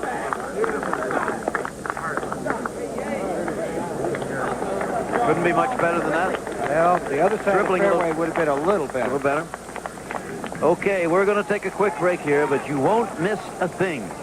It's the U.S. Open, and it isn't quite over. Back for the final strokes of the U.S. Open. This is Jim McKay, and I'm sitting with the 2 men who finished 3rd and 4th the last time this championship was played here 21 years ago. They played together on that last day. There's Jack Nicklaus and Dave Marr. And here you are, gentlemen, again. And again, it's coming down to the last stroke. Well, I just felt it was going to be a great tournament at Olympic. It has been the other 2 times, and it was exciting for me. And I think Jack's getting a little excitement up here himself. I think it's terrific. I'm just really enjoying it. Tom Watson chant birdie to win or birdie to tie, and he has deserved, either one of them deserved to win this golf tournament. They both played well enough. Young Keith Clearwater, who shot 64 yesterday, is 8 over on today's round. Par for 78. Is that what you call a learning experience? Well, that's too bad, because yes, it sure it is a learning experience. Yeah. It's only his 2nd U.S. Open. But now, Here come the Cardinal fans. Or what do they call it? It used to be the Indians. Yeah, now I the think Cardinals. it's Cardinals mostly. It's the Cardinals now, yeah. Stanford University Cardinals. As we said, it's the Pac-10 Open with Stanford against USC. USC is in. Has posted their score, Scott Simpson. And now, Watson. Bob, That shot of 105 yards, Dave. Perfect angle. Must make a birdie. Did it get up? Yes, it get it up? did. Oh, No, but it went back. No, I Up meant and all back. the way to the hole. Because he had to take, if that was his time, he would have to do the opposite that Simpson did. He'd have to gamble on getting back, even if it went past the hole. So it will take miracle time for Tom Watson, but I think we should stay around for that. I've been part of a couple of those. That's right. Remember you signing your card at Pebble. And at Turnberry. That's right. Yeah. Now listen.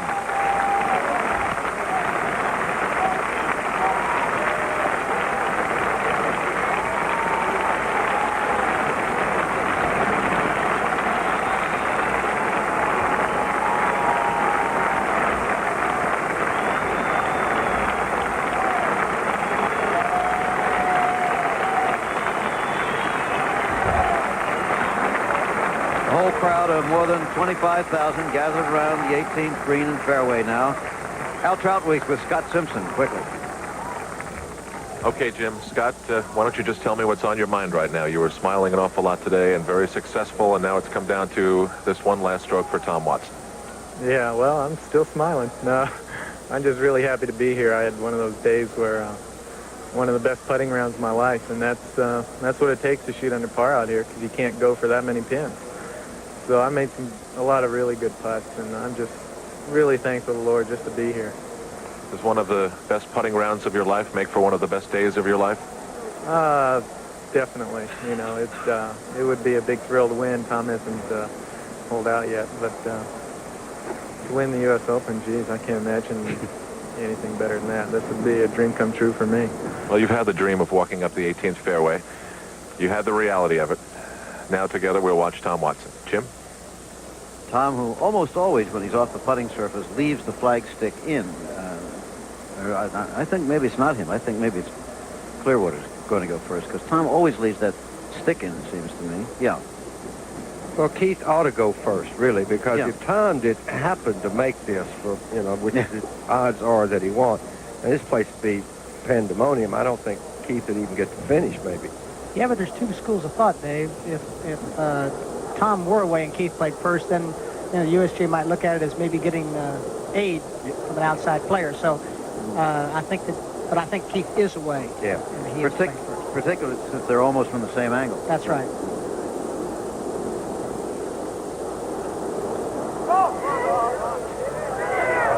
So that Tom may have gotten a little information from that putt, which is okay, since the other guy was away. That's correct.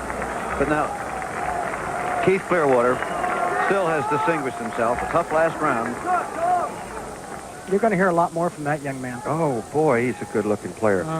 First year on tour. Well, you can imagine yesterday when he played, and he shot 64, and then he got up there, and he had a long time to wait, what I'm saying, between rounds. Now, Jack, as you indicated, you may be thinking back to Pebble Beach when he was off the 17th green with what looked like an impossible shot to put in the hole. Well, if there's But he did. anybody to play impossible shots, my vote's on Watson.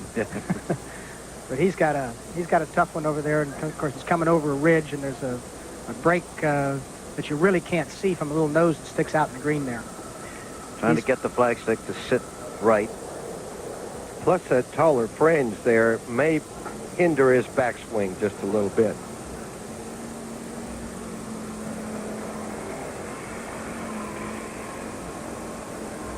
I don't think I've ever seen Tom take out the flagstick when he's off the green. Many of Well, the it's fellows worked do. for him very well in Yeah. past years not to. That's right. Hit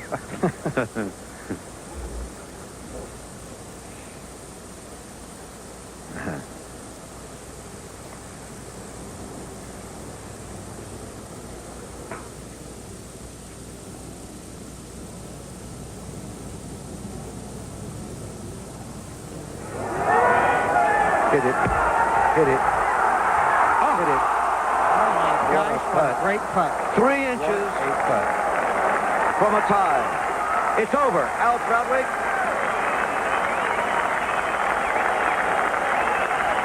For 1987. Scott, now with the pressure finally all off, tell me what it is like for you, having worked for 9 years on the tour and struggled for many, many moments, to now have golf's grandest championship. I don't know. It's it's hard for me to even imagine. You know, I've always wondered whether I'd be good enough to win something like this. And, you know, my number one reason for playing the tour was just to make a living for my family. And win something like this is just a dream come true. I mean, it's going to be a long time before it really sinks in. I know you're the type of man who appreciates the type of support your family gives you for moments like this. Yeah, I got my wife just over here somewhere, and be ready to give her a hug and a kiss, that's for sure. Your putting today was absolutely marvelous in very, very tense situations, including on the 16th green we're going to get a chance to watch. You had just come off another green where you had putted equally well, and you were one of the few golfers today who had a hot putter. Yeah, I really don't know why. I was just concentrating on making a smooth stroke today, and for some reason they just kept going in. Just kept hitting them where I was in. I made some great putts in there. It was one of those things, you know. Hey, since you've never won a U.S. Open, you don't know what the clubs feel like when you're supposed to win. You don't know what your walk is supposed to feel like. But did you feel something special? Did you feel like something was happening and building for you? Yeah, it was tremendously exciting, to say the least. The fans were going crazy on every hole, cheering for, you know, I could hear them cheering for Tom in back of me and cheering for me. And, you know, I didn't look at the leaderboard till the 17th hole because I didn't want to be thinking about anything other than just playing the best that I could, playing up to my ability. You were never figured in the master scheme of those who prognosticate and profess to know who might win championships like this. Today, very few people placed attention on you, even with you right atop the leaderboard. Did that help take some of the pressure off?